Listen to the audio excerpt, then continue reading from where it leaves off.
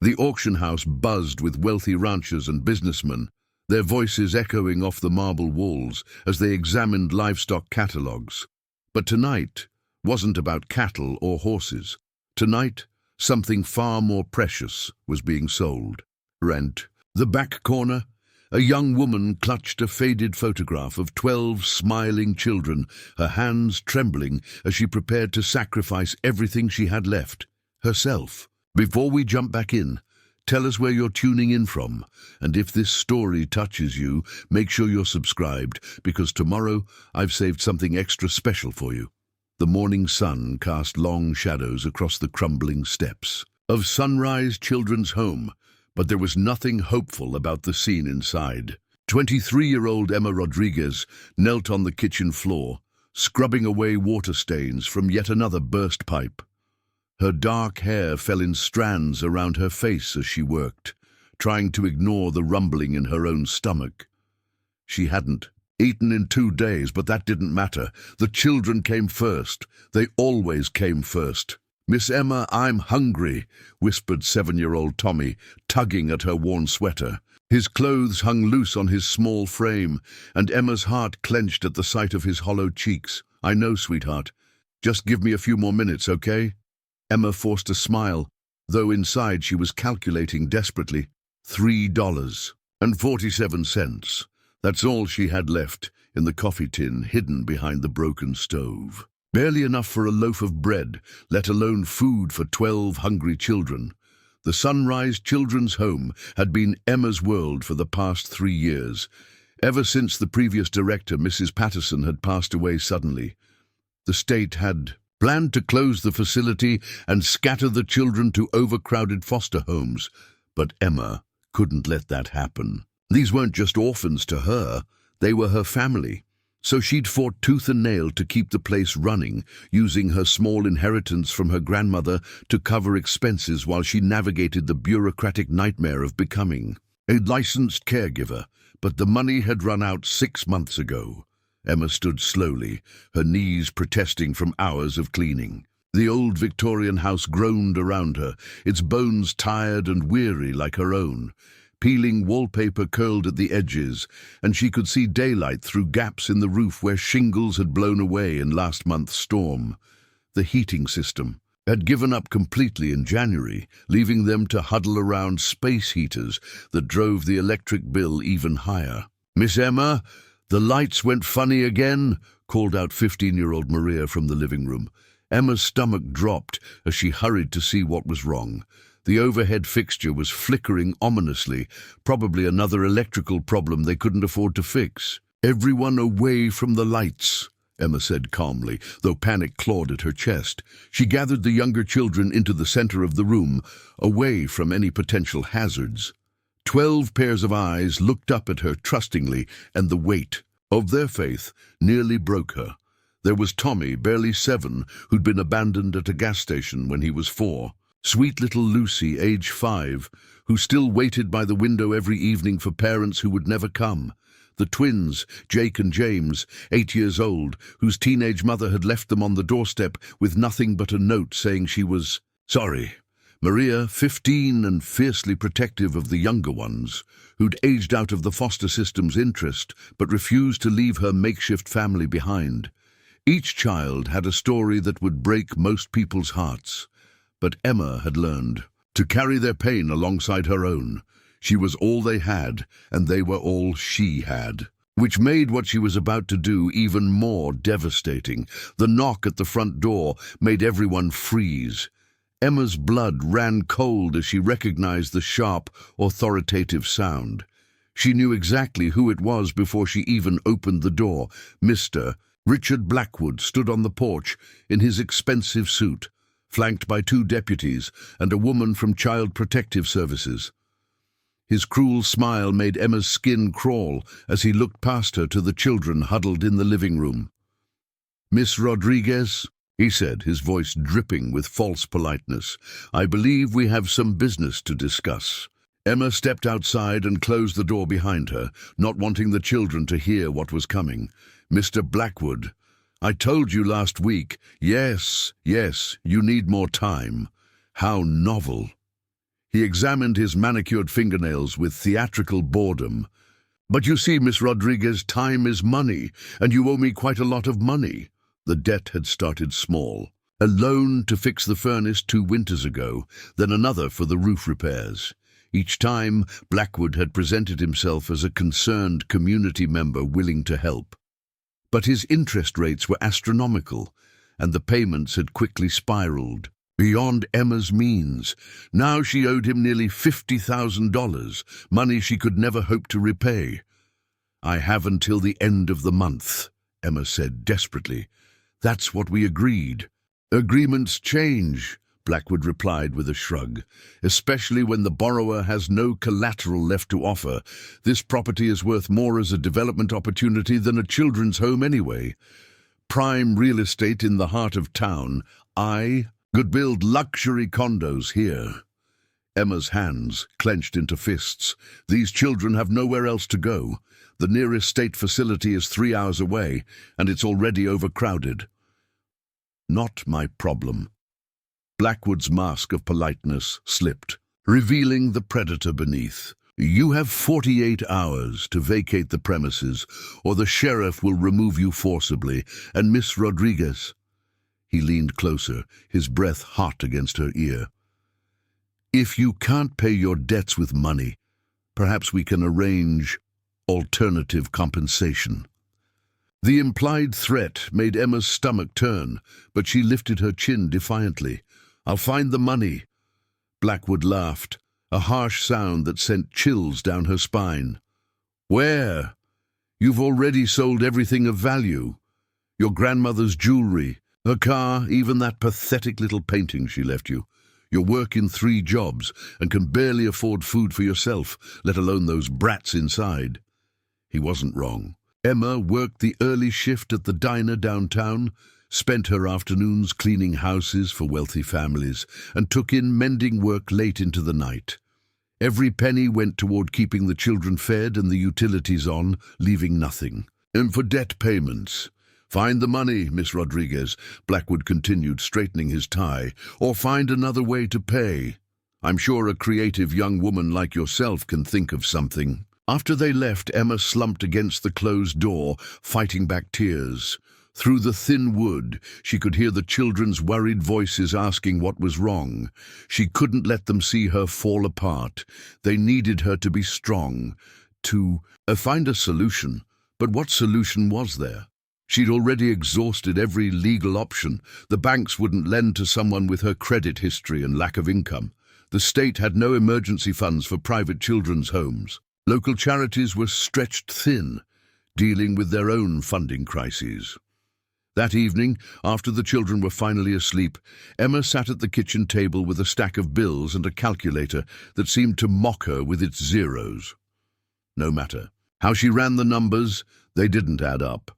$50,000 might as well have been 50 million. She pulled out her phone and scrolled through the contacts, looking for anyone who might help. Her fingers paused over her cousin Miguel's number. He'd offered to loan her money before, but he had his own family to worry about and was barely scraping by himself. She couldn't ask him to risk his children's security for hers. There was her old college roommate, Sarah, who'd married well and lived in a mansion upstate, but their last conversation had been stilted and awkward, full of unspoken judgment about Emma's choices. Sarah had never understood why Emma had given up her teaching career to care for unwanted children. The cursor blinked on her phone screen as she stared at a number she'd never thought she'd actually call. It belonged to a man she'd met at the grocery store 2 weeks ago, someone who'd made her an offer she'd been too proud and disgusted to consider. His name was Vincent Murray, and he ran what he euphemistically called an entertainment service for wealthy clients. The conversation had started innocently enough. He'd noticed her counting out food stamps at the checkout and struck up a conversation about hard times. But when he handed her his business card, his meaning became clear. "Beautiful. Women like you shouldn't have to struggle," he'd said with an oily smile. "My clients appreciate companionship, very well compensated companionship. One evening could solve all your financial problems. Emma had thrown the card away immediately, disgusted by the suggestion. But now, sitting in the dark kitchen with eviction notices spread before her, she found herself wondering if she still had it. She did. It was crumpled in her purse, where she'd shoved it after pulling it from the trash later that same night. She told herself she was keeping it just in case, though she'd never admitted what just in case might mean. The card was simple. Black background, gold lettering, just a name and phone number. No indication of what kind of business Murray really ran. Emma stared at it until the numbers blurred together, her conscience warring with her desperation. Upstairs, she could hear Tommy coughing again. The poor kid had been fighting a cold for weeks, but she couldn't afford to take him to the doctor. What if it turned into pneumonia? What if one of the children got seriously hurt and she couldn't pay for medical care? The sound of Maria crying softly in her room made Emma's decision for her. The 15-year-old tried so hard to be strong for the younger kids, but Emma knew the stress was wearing on her too. Maria had stopped attending school regularly, knowing that she'd probably be moved to a different district when the home closed. Her dreams of graduating and maybe going to college were crumbling along with everything else. Emma picked up her phone with shaking fingers and dialed the number before she could change her mind. "Murray Entertainment Services," came the smooth voice after 2 rings. "This is Emma Rodriguez. We met at the grocery store on 5th Street 2 weeks ago. Preparing and narrating this story took us a lot of time, so if you are enjoying it, subscribe. To our channel, it means a lot to us. Now back to the story." "Ah, Miss Rodriguez, I was hoping you'd call. I take it you've reconsidered my offer." Emma closed her eyes, feeling like she was stepping off a cliff. What exactly would be required? Nothing too strenuous, I assure you. There's a private auction. Tomorrow night. Very exclusive, very discreet.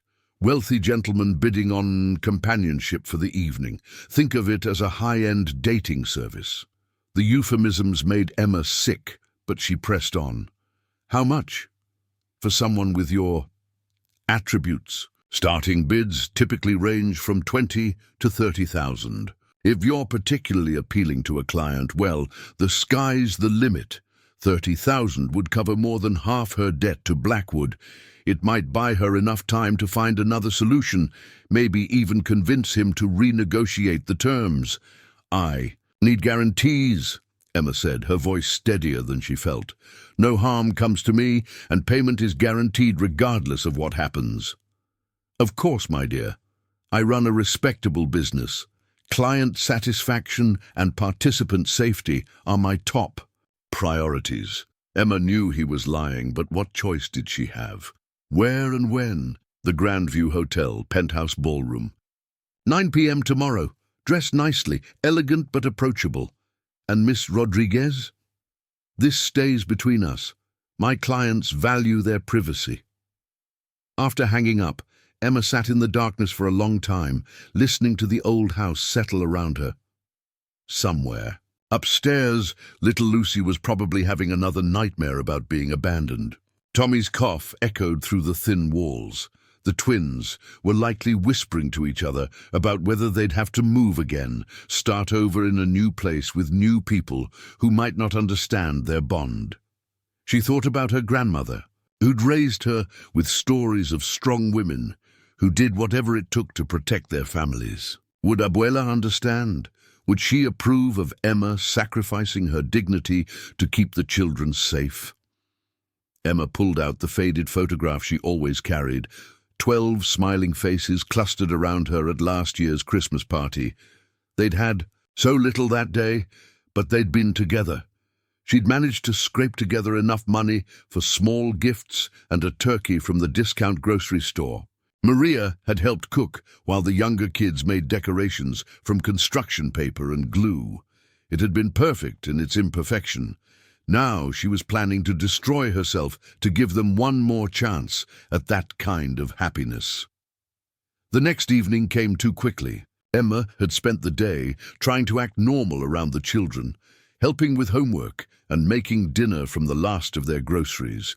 She'd told Maria she had to work late at one of her cleaning jobs, which wasn't entirely a lie.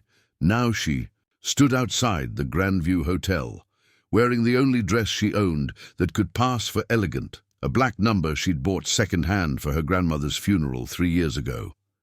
She'd borrowed lipstick from Maria and done her best with her hair, but she felt like she was playing dress-up in someone else's life.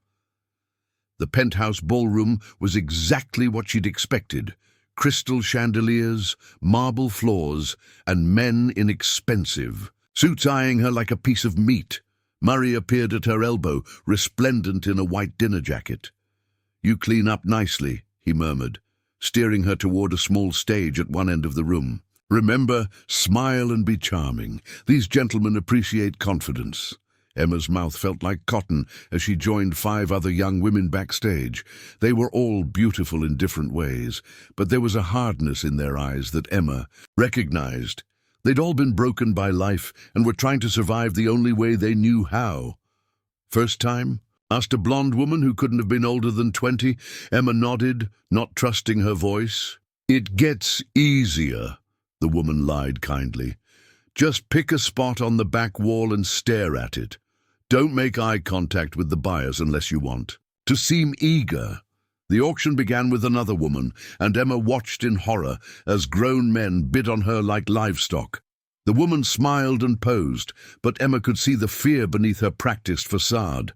Her own turn came faster than she'd hoped. Murray's voice boomed across the ballroom as he introduced her as a sweet, innocent beauty new to our little community. Emma forced herself to walk to the center of the stage, her heels clicking against the hardwood. "Bidding starts at 20,000, Murray announced. Emma stared at the back wall as instructed, but she could feel dozens of eyes examining her from head to toe. The bids came quickly: 25, 30, 35,000. Her heart pounded as the numbers climbed, each one representing another month she could keep the children's home running. 45,000 from the gentleman in the blue tie, Murray called out. "Do I hear 50? 60,000. The voice came from the back of the room, deeper and more commanding than the others. Emma's eyes automatically found the speaker, and she felt her breath catch. He was tall and broad-shouldered, with dark hair and intense green eyes that seemed to see right through her. Unlike the other men, who leered and whispered among themselves, he stood alone with his hands clasped behind his back, studying her with an expression she couldn't read. 60,000 from Mr. Cross, Murray said, his voice rising with excitement. "Do I hear 65? Silence fell over the room. The man in the blue tie shook his head and stepped back, clearly intimidated by his competitor. Emma found herself locked in a staring contest with the mysterious Mr. Cross, unable to look away from those penetrating green eyes. Sold to Mr. Cross for $60,000. Emma's knees nearly buckled with relief. 60,000 would be enough to pay off Blackwood and have money left over for urgent repairs. The children would be safe, at least for now, but as Murray led her toward her buyer, Emma couldn't shake the feeling that she'd just made a deal with the devil himself. The man called Cross looked like he could buy and sell the entire hotel without breaking a sweat, which made her wonder what kind of man needed to purchase companionship. "Miss Rodriguez," he said when they were introduced, his voice a low rumble that sent shivers down her spine. "Jack Cross. I believe we have some business to discuss." Up close, he was even more intimidating. He had to be at least 6'4", with calloused hands that suggested he wasn't just another soft businessman. There were laugh lines around his eyes, but also a hardness that spoke of difficult experiences. "Mr. Cross," Emma managed, her voice barely above a whisper. "Shall we go somewhere more private?" he asked, offering her his arm like a gentleman instead of someone who'd just bought her for the evening. Emma nodded, not trusting herself to speak. As they walked toward the elevators, she caught sight of her reflection in the mirrored walls. She looked pale and terrified, nothing like the confident woman she'd tried to project on stage. The elevator ride to Cross's penthouse suite felt endless, Emma stared at the floor numbers climbing higher and higher, each one taking her further from the life she'd known and deeper into territory she'd never imagined entering. When the doors finally opened, she stepped into a world of understated luxury that took her breath away. Floor-to-ceiling windows offered a panoramic view of the city lights below, and expensive artwork adorned the walls. But what struck her most was how lived-in the space felt, unlike the sterile hotel rooms she'd expected. "Please, sit," Cross said, gesturing toward a leather sofa. "Can I get you something to drink? You look like you could use it." Emma perched on the edge of the couch, her hands clasped tightly in her lap. "I don't drink." "Coffee, then?" "Tea." His voice was surprisingly gentle, lacking the predatory tone she'd expected. "I'm fine." The words came out sharper than she'd intended, a defensive response to her growing confusion. This man didn't match any of her expectations for someone who frequented such auctions. Cross poured himself a whiskey from a crystal decanter and settled into the chair across from her, maintaining a respectful distance. "You're scared." It wasn't a question, and Emma saw no point in denying it. "Wouldn't you be?" A small smile tugged at the corner of his mouth. "Probably. This is your first time doing something like this." Again, not a question. Emma wondered how he could be so certain, then realized her terror was probably written all over her face. "Why?" Cross asked simply. The question caught her off guard. "Why what? Why are you here? You clearly don't want to be, and you're not like the other women downstairs. So what drove you to this?" Emma's first instinct was to deflect, to give him some practiced lie about needing quick money. But something about his direct gaze made her want to tell the truth, or at least part of it. "I run a children's home," she said quietly. "We're about to lose our funding, and the kids will be scattered to the system. They've been through enough already." Cross leaned back in his chair, swirling the whiskey in his glass. "How many children?" 12, ages 5 to 15. "And you thought selling yourself was the only way to help them?" The blunt words made Emma flinch, but she lifted her chin defiantly. "I thought it was worth trying." "Worth $60,000? Worth whatever it takes." Cross studied her for a long moment, and Emma had the unsettling feeling that he was seeing far more than she wanted to reveal. When he finally spoke, his words were the last thing she expected to hear. "Get your things. We're leaving." Emma blinked in confusion. "I don't understand." "The night is young, Miss Rodriguez, and we have somewhere to be." Cross stood and grabbed a leather jacket from the back of his chair. "I want to see this children's home of yours." The ride to Sunrise Children's Home passed in tense silence. Emma sat rigidly in the passenger seat of Jack Cross's black pickup truck, stealing glances at the man who'd just paid $60,000 for her company. The truck itself surprised her. She'd expected a luxury sedan, not this well-worn vehicle that smelled of leather and hay. "Second thoughts?" Jack asked, his deep voice cutting through her spiral of anxiety. "About what?" Emma's response came out more defensive than she'd intended. Taking a stranger to see vulnerable children in the middle of the night. The observation hit home. Emma had been so focused on her confusion about Jack's motives that she hadn't considered the safety implications. What kind of person attended human trafficking auctions? What did he really want with the children? "Pull over," she said suddenly. Jack raised an eyebrow but complied, steering the truck into an empty parking lot outside a closed diner. He turned to face her, his green eyes unreadable in the dim streetlight. "Having second thoughts of your own?" Emma asked, trying to project more confidence than she felt. "About what I paid for tonight? No." His answer was immediate and certain. "About what I'm actually buying? That remains to be seen." "I don't understand what you want from me."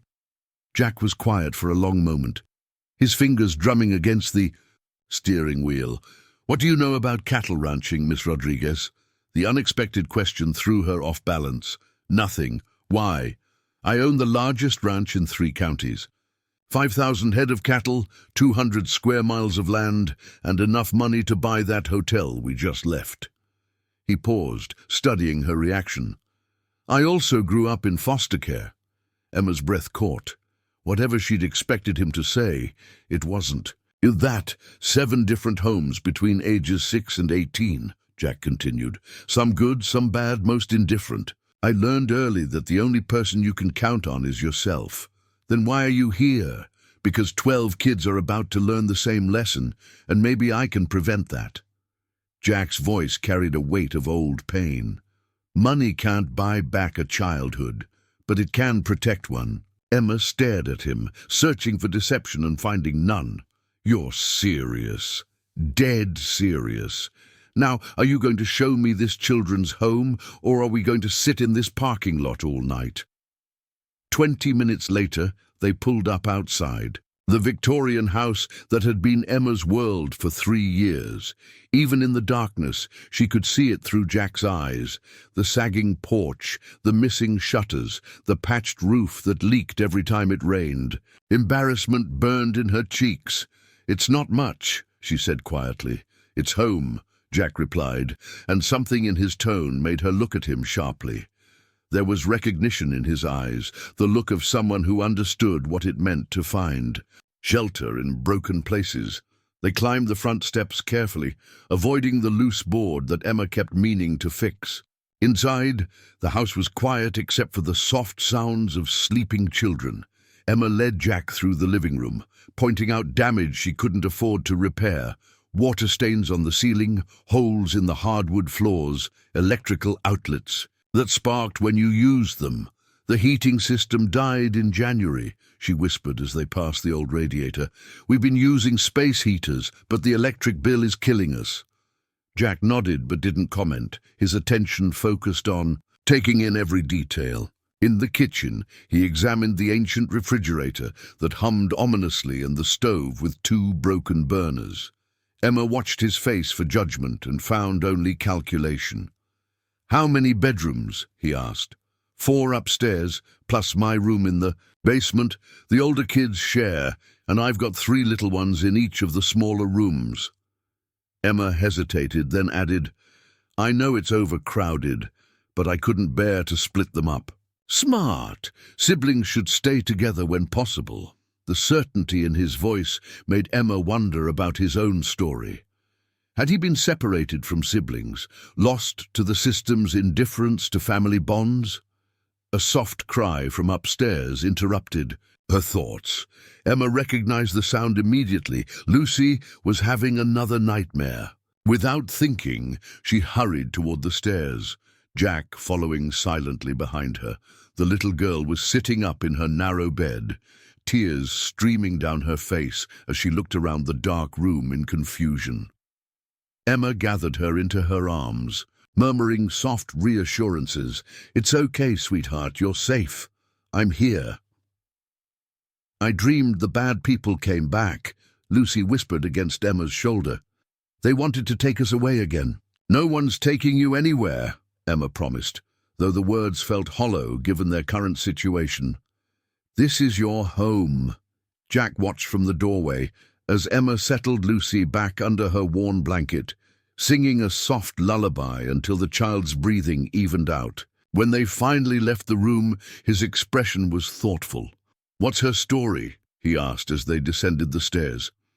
"Parents died in a car accident when she was 3. She was placed with an uncle who didn't want her, then bounced between 3 foster homes before ending up here." Emma's voice tightened with anger. "The last family sent her back because she had too many nightmares." Jack's jaw clenched. "Jesus.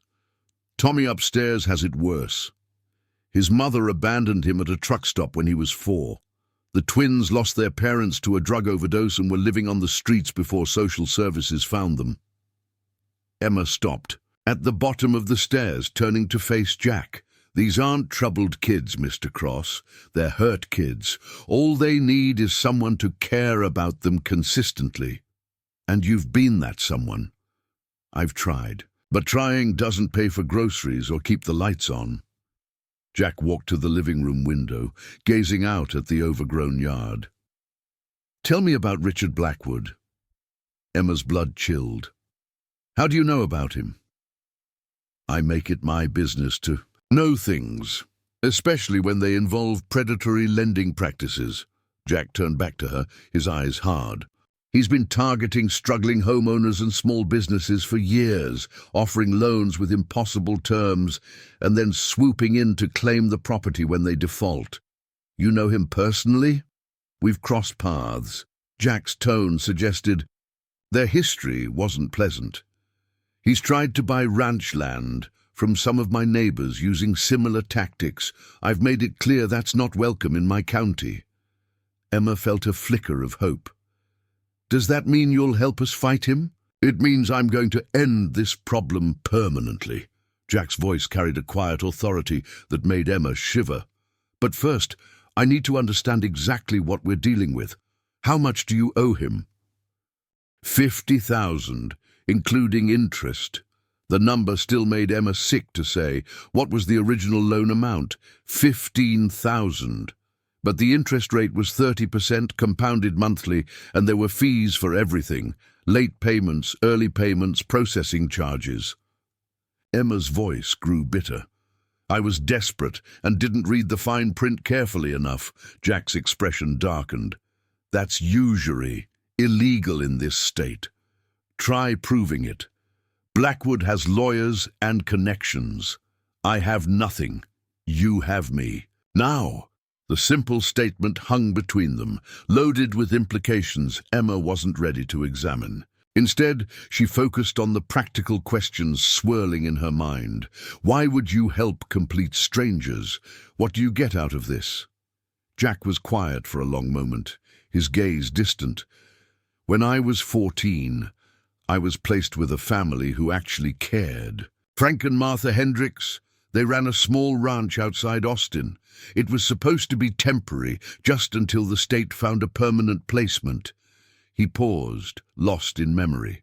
"Frank taught me to work with cattle, to read the land, to understand that taking care of something bigger than yourself gives life meaning. Martha made sure I did my homework and didn't let me give up on myself." His voice softened.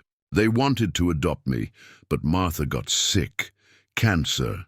Frank couldn't manage the ranch and her medical bills, and a troubled teenager all at once." Emma's heart ached for the boy he'd been. "What happened?" "I aged out of the system at 18 and enlisted in the army. Served 2 tours overseas, saved every penny I could. When I came back, Frank was barely hanging on to the ranch. Martha had passed the year before." Jack's hands clenched into fists. "I bought the place from him, let him stay on as foreman until he retired, built it into something bigger. That's how you became successful. Success is relative. I have money and land, but I'm 35 years old and eat most of my meals alone." Jack's smile was rueful. "Frank used to say that a ranch isn't worth much if there's no one to pass it on to." Emma began to understand. The children.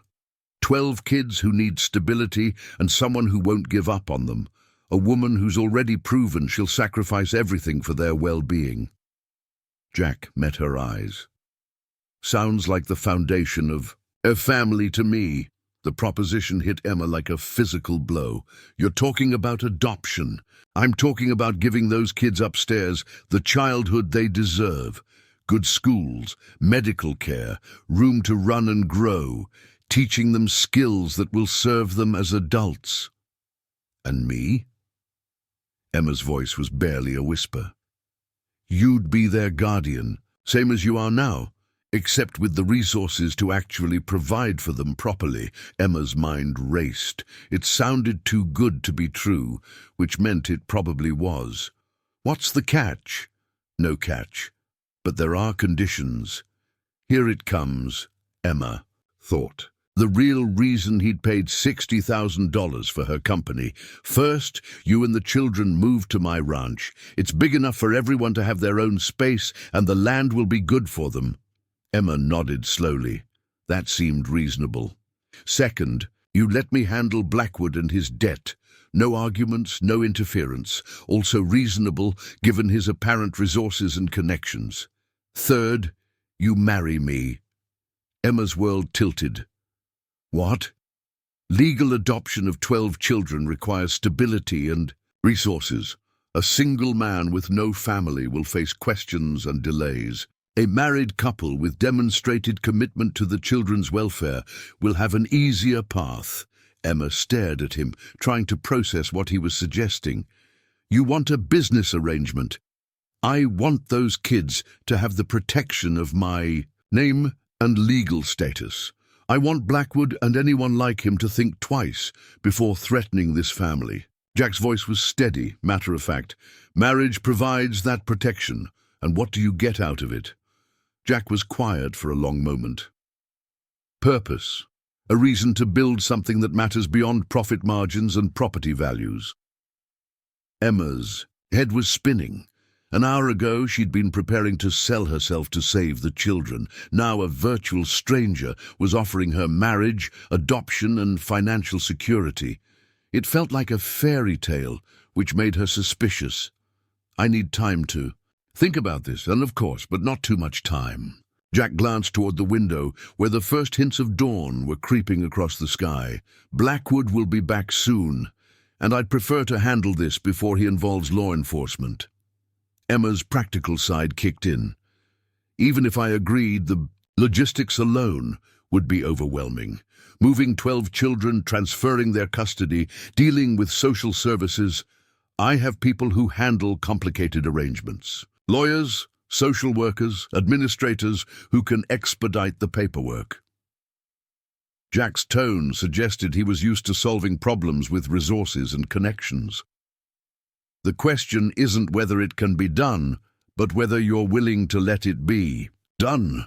Emma sank onto the old couch, her mind reeling. Everything about this situation defied logic and experience. People didn't swoop in like fairy godparents to solve other people's problems. There had to be an angle she wasn't seeing. Why me? She asked finally. If you wanted to help children, there are legitimate adoption agencies, established programs, because those 12 kids upstairs don't need a program, they need you. Jack's voice carried a conviction that made Emma's chest tight. I watched you with that little girl tonight. The way she calmed down the moment you held her. That's not something you can fake or buy. That's love. Tears threatened at the corners of Emma's eyes. They're everything to me. I know. That's why this works. Emma looked around the shabby living room with its peeling wallpaper and threadbare furniture. She thought about Tommy's cough that wouldn't go away, Maria's tears behind her closed bedroom door, Lucy's nightmares about being abandoned again. Then she tried to imagine them in a real home with proper medical care and educational opportunities, growing up on a ranch with space to run and dream. What kind of marriage are you proposing? She asked quietly. Jack met her gaze steadily. The kind that puts the children first. Everything else we can figure out as we go. It wasn't really an answer, but Emma suspected it was all the answer she was going to get. Jack Cross was clearly a man who preferred action to analysis, decisions, to deliberation. I need to talk to the kids, she said finally. They deserve to have a say in this. Agreed. But Emma... Jack used her first name for the first time, and the sound of it in his deep voice sent an unexpected flutter through her chest. Don't let fear make this decision for you. Those kids upstairs have already lost enough to other people's. Fears? Emma nodded, unable to trust her voice. Jack was right. Fear had been driving her decisions for months, keeping her trapped in a cycle of barely surviving instead of actually living. Maybe it was time to make a choice based on hope instead. There's one more thing, Jack said as he headed toward the door. I'll be back this evening with contracts and paperwork. If you decide to accept my offer, we'll need to move quickly. And if I decide not to? Jack paused with his hand on the doorknob. Then I'll still handle Blackwood for you. No strings attached. Those kids don't deserve to pay for adult failures.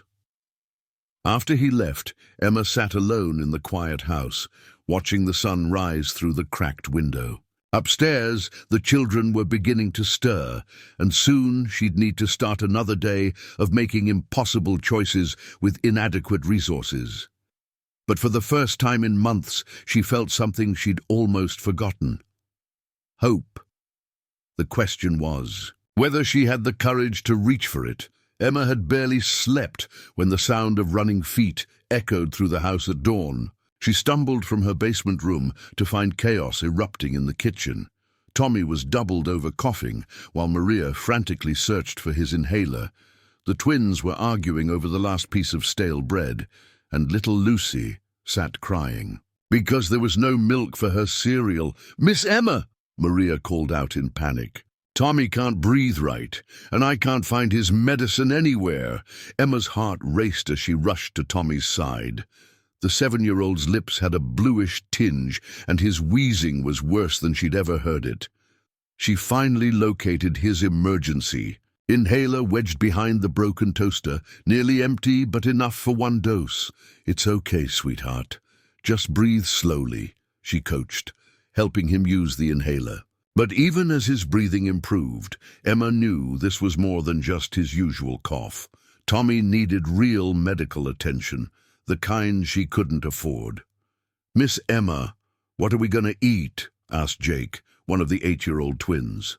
His brother. James stood silently beside him, both boys trying to hide their hunger behind brave faces. Emma opened the nearly empty refrigerator, calculating desperately. 3 eggs, a quarter loaf of bread, and some wilted vegetables. Not nearly enough for 12 growing children. She'd given her last $20 to the pharmacy yesterday for Tommy's previous inhaler refill. "We'll figure something out," she said, forcing brightness into her voice. "Why don't you all get ready for school while I make breakfast?" But as the children scattered to get dressed, Emma sagged against the counter. "Figure something out." That had become her constant refrain, and she was running out of miracles. The morning brought another crisis when 15-year-old Maria collapsed during her shower. Emma found her sitting on the bathroom floor, pale and shaking.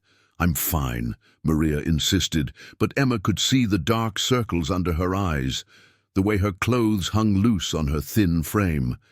"When did you last eat a full meal?" Emma asked gently. Maria's silence was enough. The teenager had been giving her portions to the younger kids, pretending she wasn't hungry. Emma's heart broke as she realized how much weight Maria had lost, how the stress of their situation was affecting every child in different ways. "Maria, honey, you can't take care of everyone if you don't take care of yourself." "Someone has to help you," Maria whispered, tears finally spilling over. "I see how tired you are, how scared. I hear you crying at night when you think we're all asleep."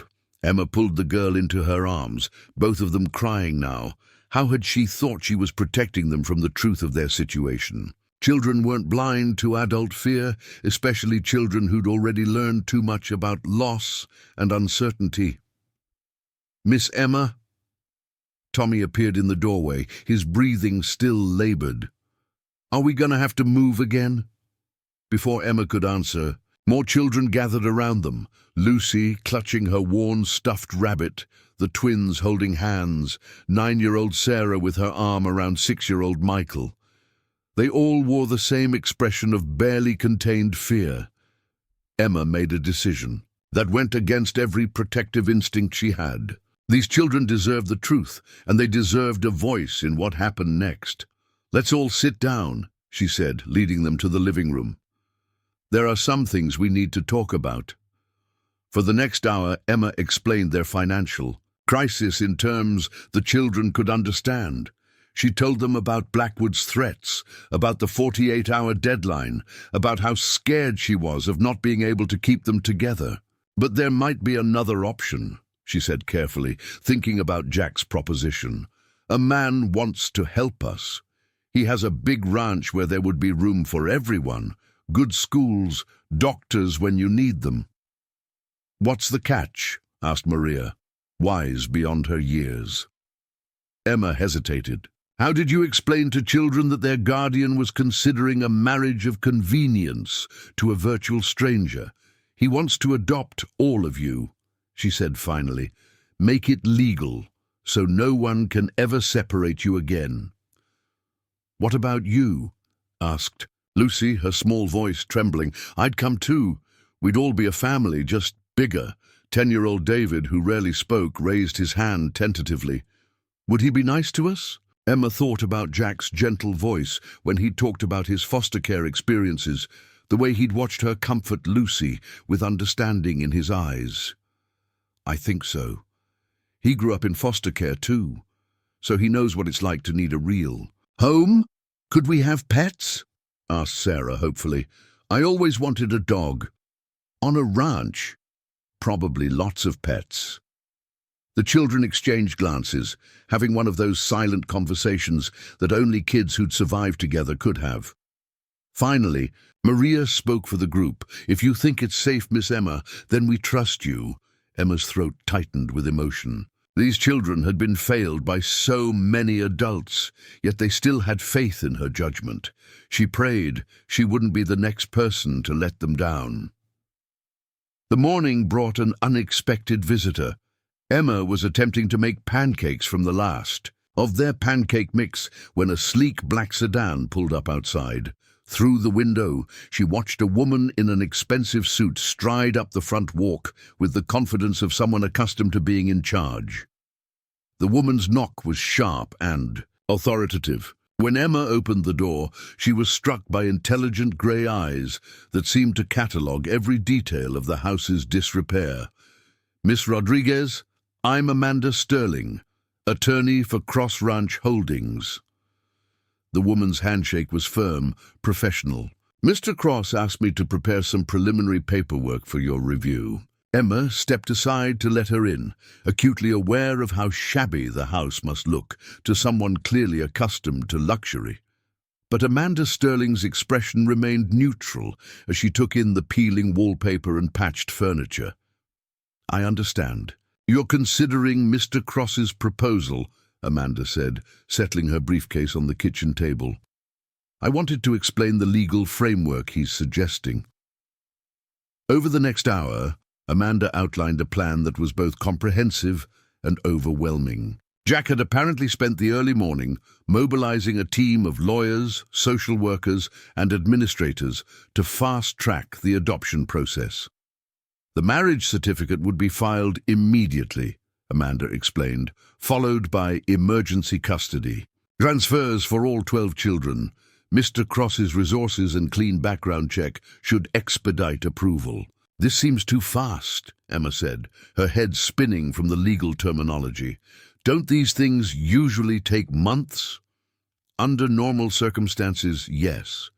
But Mr. Cross has substantial influence with family court judges, and your current situation qualifies as an emergency placement scenario. Amanda's tone was matter-of-fact. The children are facing immediate displacement, which gives us grounds for expedited processing. Emma studied the contracts spread across her kitchen table. Everything looked legitimate, even generous. Jack's proposal included college funds for each child, comprehensive medical coverage, and provisions that protected Emma's rights as their primary caregiver. What aren't you telling me? Emma asked finally. This seems too good to be true. Amanda's professional mask slipped slightly, revealing something that might have been approval. Mr. Cross is unusual among my clients. Most wealthy men who want families acquire them through conventional means. Jack's approach suggests either remarkable altruism or a hidden agenda I haven't identified. Which do you think it is? Honestly, I think he sees something in this situation that reminds him of his own childhood trauma. Whether that makes him a savior or a risk factor is above my pay grade. Before Emma could respond, another car pulled up outside. This one, a battered pickup truck that made her stomach drop. Richard Blackwood climbed out, flanked by two men who looked more like bodyguards than business associates. Trouble? Amanda asked, noting Emma's expression. Richard Blackwood, the man who holds our debt. Amanda's grey eyes sharpened with interest. Really, this should be educational. Blackwood's knock was more of a pounding designed to intimidate. When Emma opened the door, his predatory smile made her skin crawl. "Miss Rodriguez, I trust you've had time to consider our conversation yesterday. I asked for 48 hours. Plans change." Blackwood pushed past her into the house, his associates following. "I've decided to accelerate our timeline." Emma's blood chilled as she noticed one of the men carrying official-looking documents. Behind her, she could hear the children gathering. At the top of the stairs, drawn by the hostile voices. "You have 30 minutes to vacate the premises," Blackwood announced, pulling out a sheriff's order. "The property has been seized for non-payment of debt." "That's illegal," Amanda said calmly, rising from the kitchen table. "The original agreement specified 48 hours. Blackwood's eyes narrowed as he took in Amanda's expensive suit and professional demeanor. "And you are?" "Amanda Sterling, legal counsel. I'm afraid your seizure order is premature and legally questionable." "The debt is legitimate," Blackwood insisted, but Emma caught a flicker of uncertainty in his voice. "At 30% compound interest? In a state where usury laws cap lending rates at 18%? Amanda's smile was sharp as a blade. "I'd be happy to discuss this with a judge." Emma watched the exchange with growing amazement. This was clearly not how Blackwood expected his intimidation tactics to unfold. "The girl signed a contract," one of his associates said. "Binding agreement. Signed under duress by someone facing homelessness with 12 dependent children," Amanda countered smoothly. "Any first-year law student could argue coercion. You'd like me to call the State Attorney General's office? They're very interested in predatory lending cases these days." Blackwood's face flushed red. "Who the hell are you working for?" "Someone with deeper pockets and better lawyers than you have," Amanda replied. "I suggest you leave before this becomes a criminal matter rather than a civil one." The standoff stretched for several tense moments before Blackwood's pragmatic instincts won out. He was a bully, and bullies back down when faced with superior force. "This isn't over," he snarled at Emma. "You think some fancy lawyer changes anything? I own half the judges in this county." "But not the federal ones," Amanda said pleasantly. "Have a lovely day, Mr. Blackwood." After they left, Emma sagged against the closed door, adrenaline making her hands shake. Upstairs, she could hear Maria trying to calm the younger children who'd obviously been terrified by the confrontation. "Well," Amanda said, gathering her papers, "that was illuminating. Your Mr. Blackwood is definitely operating outside legal boundaries. Can you really stop him? I can tie him up in litigation for years if necessary, but that's expensive and time-consuming." Amanda's expression grew thoughtful. "There might be a more direct approach." "What do you mean?" "Let me make some calls. Mr. Cross has extensive business connections, and men like Blackwood usually have vulnerabilities that proper pressure can exploit." That afternoon brought a parade of visitors that transformed the usually quiet children's home into a hub of activity. First came a pediatric nurse who gave each child a comprehensive health screening, followed by social workers who conducted interviews and home assessments. Emma felt like she was being evaluated from every angle, but the professionals all seemed genuinely focused on the children's welfare rather than finding reasons to deny the adoption. The biggest surprise came when a convoy of trucks arrived, carrying enough groceries to feed a small army. Emma watched in amazement as the delivery workers stocked her empty pantry with fresh produce, quality proteins, and every staple she hadn't been able to afford in months. "Compliments of Mr. Cross," the lead driver explained, handing her a receipt. That made her eyes widen. Jack had spent more on one grocery delivery than she usually had for an entire month. That evening, as the children enjoyed their first full meal in weeks, Emma found herself studying their faces. Color was returning to Maria's cheeks as she ate without guilt. Tommy's breathing seemed easier after his inhaler was replaced with a new prescription. The twins were actually laughing together over some silly joke, their constant worry temporarily forgotten. This was what security looked like, Emma realized. Not just having enough food or a warm house, but the peace that came from knowing tomorrow's needs would be met. The children deserved to feel this way every day, not just when a mysterious benefactor swept in with emergency relief. Her phone buzzed with a text from Jack. "How did the day go? Ready for that conversation tonight?" Emma looked around at the children, scattered through the living room. Lucy curled up with a new book from the grocery delivery, the twins building something elaborate with blocks that had appeared in the afternoon supply run. Maria helping Sarah with homework at a table now cleared of unpaid bills. She typed back, "We need to talk, all of us." Jack arrived at 8 o'clock, carrying a pizza box and wearing work clothes that smelled faintly of hay. And horses. Emma was struck again by how different he seemed from the man who'd commanded a $60,000 bid the night before. This version of Jack Cross looked like someone who worked with his hands, someone comfortable in his own skin. "Hope everyone likes pepperoni," he said, setting the pizza on the kitchen counter. "Figured we could eat while we talk." The children gathered around him with the cautious curiosity of kids who'd learned to be wary of new adults. But Jack seemed to understand their hesitation. Instead of trying to force interaction, he simply answered their questions and let them approach at their own pace. "Do you really have cows?" asked Sarah. "About 5,000 of them, plus horses, chickens, a few goats, and too many barn cats to count." "Are they nice cows?" Lucy wanted to know. Jack smiled, the expression transforming. His stern features. "The cows are pretty friendly once they get to know you. The horses are the real characters, though. Got one named Buttercup who thinks she's a dog." "Can we ride the horses?" the twins asked in unison. "Once you learn how to take care of them properly. Horses are big responsibilities." Emma watched Jack field question after question with infinite patience. He talked about ranch life in terms the children could understand, painting pictures of wide open spaces and animal companions that made their eyes light up with possibilities.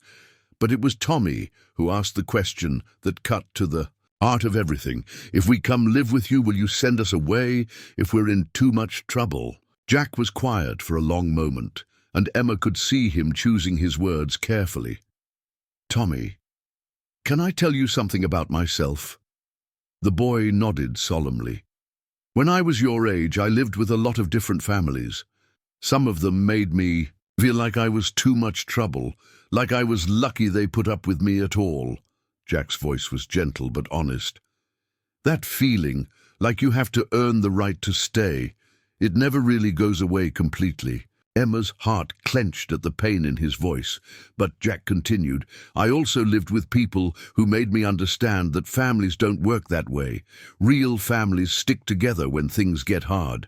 They don't give up on each other." "Is that the kind of family you want to be?" Maria asked, her 15-year-old skepticism warring with desperate hope. "It's the only kind worth being," Jack replied simply. The children exchanged those silent looks again, their private communication network processing this new information. Finally, David raised his hand like he was in school. "Mr. Cross, would it be okay if we had a family meeting? Just us kids?" Jack nodded seriously. "Of course, this is your decision too." Emma followed the children upstairs, leaving Jack alone in the kitchen. For 20 minutes, she listened to the rise and fall of their voices through the closed bedroom door, sometimes heated, sometimes tearful, but always honest in the way only children could be. When they emerged, it was Maria who spoke for the group again. "We want to stay together," she announced, "and we want Miss Emma to be happy. If you can do both those things, then we want to come to your ranch." Jack nodded solemnly, treating their decision with the gravity it deserved. "I promise I'll do everything in my power to make sure both those things happen." "There's one more thing," Lucy piped up, her small voice serious.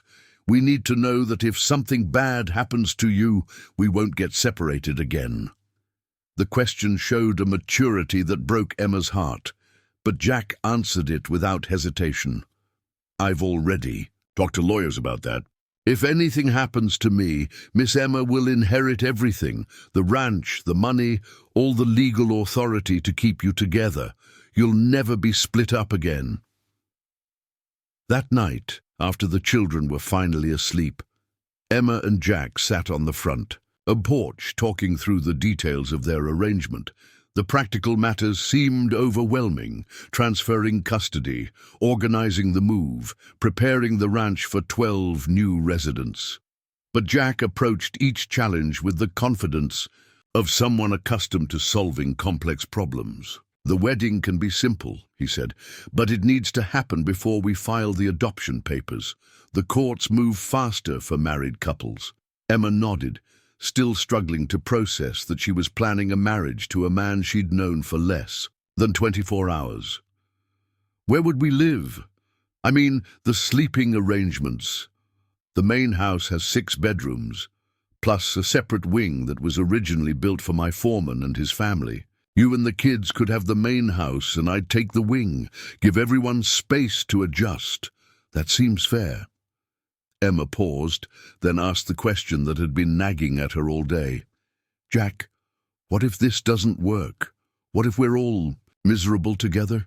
Jack was quiet for a long moment, looking out at the overgrown yard where children's bikes lay abandoned in the twilight. "Then we'll figure out how to make it work better," he said finally, "because those kids in there deserve to know what it feels like to have adults who don't give up on them." Emma studied his profile in the dim porch light, trying to understand what drove a man to make such an enormous commitment to strangers. But maybe understanding wasn't the point. Maybe faith was enough. Faith that someone who'd survived his own childhood trauma might know how to prevent it in others. "Okay," she said quietly, "let's do this."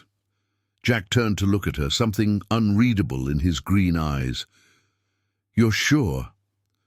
Emma thought about Blackwood's threats, about Tommy's labored breathing, about Maria's tear-stained face when she thought no one was looking. Then she thought about college funds and medical care and wide-open spaces where children could run without fear. "I'm sure." The wedding was scheduled for Friday morning at the county courthouse, a civil ceremony with minimal fanfare and maximum legal efficiency. Emma stood in front of her cracked bedroom mirror, adjusting the simple blue dress she'd borrowed from Maria's school wardrobe. It wasn't exactly the wedding she'd dreamed of as a little girl, but then again, nothing about her life had gone according to childhood plans. A soft knock interrupted her thoughts. "Miss Emma?" Lucy's voice came through the door. "Can we come in?" Emma opened the door to find all 12 children clustered in the hallway, dressed in their best clothes and wearing expressions of nervous excitement. Maria stepped forward, holding a small bouquet of wildflowers they'd picked from the overgrown garden. "We thought you should have flowers," Maria said, her teenage composure cracking slightly. "For your wedding day." Emma's throat tightened with emotion as she accepted the makeshift bouquet. The flowers were simple, dandelions and clover blossoms held together with kitchen twine, but they represented something precious. Her children had found beauty in their broken circumstances and wanted to share it with her. "They're perfect," she whispered, pulling them all into a group hug. "Thank you." At the courthouse, Jack was waiting in a crisp navy suit that emphasized his broad shoulders and made his green eyes even more striking. He'd shaved and tamed his usually unruly hair, transforming himself from the casual rancher who delivered pizza to a man who could command boardrooms and courtrooms alike. "You look beautiful," he said simply when he saw Emma, and the sincerity in his voice made her cheeks warm. The ceremony itself was brief and businesslike. Judge Patricia Morrison, a woman in her 60s with kind eyes and silver hair, seemed to understand that this wasn't a traditional love match. She kept the proceedings efficient while still treating the occasion with appropriate gravity. Do you, John Christopher Cross, take Emma Isabel Rodriguez to be your lawfully wedded wife, to have and to hold from this day forward? I do. Jack's voice was steady, confident. Do you, Emma Isabel Rodriguez, take John Christopher Cross to be your lawfully wedded husband, to have and to hold from this day forward? Emma glanced at the children seated in the front row, their faces full of hope and trust. I do. The kiss was chaste, a brief press of lips that sealed their legal union without presuming emotional intimacy. But Emma felt something shift in that moment, a recognition that her life had irrevocably changed, that she was no longer facing the world alone. Congratulations, Mr. and Mrs. Cross, Judge Morrison said with a warm smile. I wish you both happiness and success in building your family together. After the ceremony, Jack surprised everyone by suggesting lunch at Romano's, an upscale Italian restaurant that Emma had only glimpsed through windows during her rare trips downtown. The children's eyes widened as they were seated at a long table, in a private dining room surrounded by crystal glasses and cloth napkins. Order whatever you want, Jack told them, and Emma watched in amazement as her perpetually hungry children actually had choices for once. Tommy, still recovering from his recent breathing episode, chose chicken soup and garlic bread. The twins ordered identical plates of spaghetti and meatballs. Lucy asked for ravioli shaped like butterflies. During the meal, Emma noticed how naturally Jack interacted with the children. He listened to David's quiet observations about the restaurant's architecture, helped Michael cut his chicken into manageable pieces, and answered Sarah's endless questions about ranch animals with genuine interest rather than adult condescension. But it was his interaction with Maria that struck Emma most deeply. The 15-year-old had been withdrawn all morning, clearly struggling with the reality of leaving the only home she'd known since age 10. Jack seemed to sense her distress without making her the center of attention. Maria, he said during a lull in conversation, I understand you're interested in becoming a veterinarian. Maria's head snapped up in surprise. How did you know that? Miss Emma mentioned it. We'll need someone on the ranch who understands animal care. Would you be interested in working with our veterinarian when she makes her rounds? Hands-on experience might be valuable for college applications. Emma watched Maria's walls crumble as hope replaced resignation in her dark eyes. You'd really let me do that? If you're serious about the field, there's no better way to learn than by doing. Dr. Sarah Chen has been our ranch vet for 5 years. She's brilliant and always looking for motivated young people to mentor. Drive to Cross Ranch took 2 hours through a gradually changing landscape. The urban sprawl of the city gave way to suburbs, then farmland, and finally to rolling hills dotted with cattle and horses. Emma had grown up in apartments and small houses, so the vast open spaces felt almost overwhelming in their beauty. There, Jack said, pointing ahead to a cluster of buildings nestled in a valley between 2 hills. Home! The main house took Emma's breath away. It was a sprawling 2-story structure built from local stone and timber, with wraparound porches and large windows that caught the afternoon light. Flower gardens flanked the front entrance, and mature oak trees provided shade for outdoor seating areas. This wasn't just a house. It was the kind of home featured in magazines, the embodiment of stability and comfort. It's huge, breathed Lucy, her small face pressed against the car window. Big enough for everyone to have their own space, Jack. Confirmed. Plus room for friends, pets, and whatever hobbies you want to pursue. Emma stepped out of the truck onto a graveled driveway, inhaling air that smelled of grass and flowers instead of exhaust and decay. The silence was profound after years of city noise, no sirens, no traffic, no neighbors arguing through thin walls, just the distant lowing of cattle and the rustle of wind through trees. Welcome home, Jack said, and something in his voice made Emma look at him sharply. For the first time since she'd met him, he seemed uncertain, almost vulnerable. This clearly mattered to him, their reaction to his world. The children scattered to explore, while Jack gave Emma a tour of the main house. The interior was as impressive as the exterior, with high ceilings, hardwood floors, and furniture that managed to be both elegant and comfortable. Each bedroom was larger than the entire living space Emma had shared with the children at Sunrise Home. "The master suite is at the end of the hall," Jack said, gesturing toward double doors. "That's yours now. I've moved my things to the foreman's wing." Emma pushed open the doors to reveal a spacious bedroom with French doors leading to a private balcony. The furniture was masculine, but not oppressive. A king-sized bed with a leather headboard, a sitting area with oversized chairs, and a desk positioned to take advantage of the window view. "Jack, this is too much," she protested. "I can't take your bedroom." "It comes with the title of wife," he said simply. "The children need to see you as the lady of the house, not a guest. Authority and security go hand in hand." Before Emma could argue further, excited voices echoed from downstairs. They hurried to investigate and found the children clustered around a woman in her 40s with graying brown hair and a warm smile. "You must be Emma," the woman said, extending her hand. "I'm Carmen Santos, Jack's housekeeper and cook. Though I suppose I work for you now." "Oh no," Emma said quickly. "I couldn't expect you to—" "Nonsense," Carmen interrupted with good-natured firmness. "This house has been too quiet for too long. It needs children and laughter.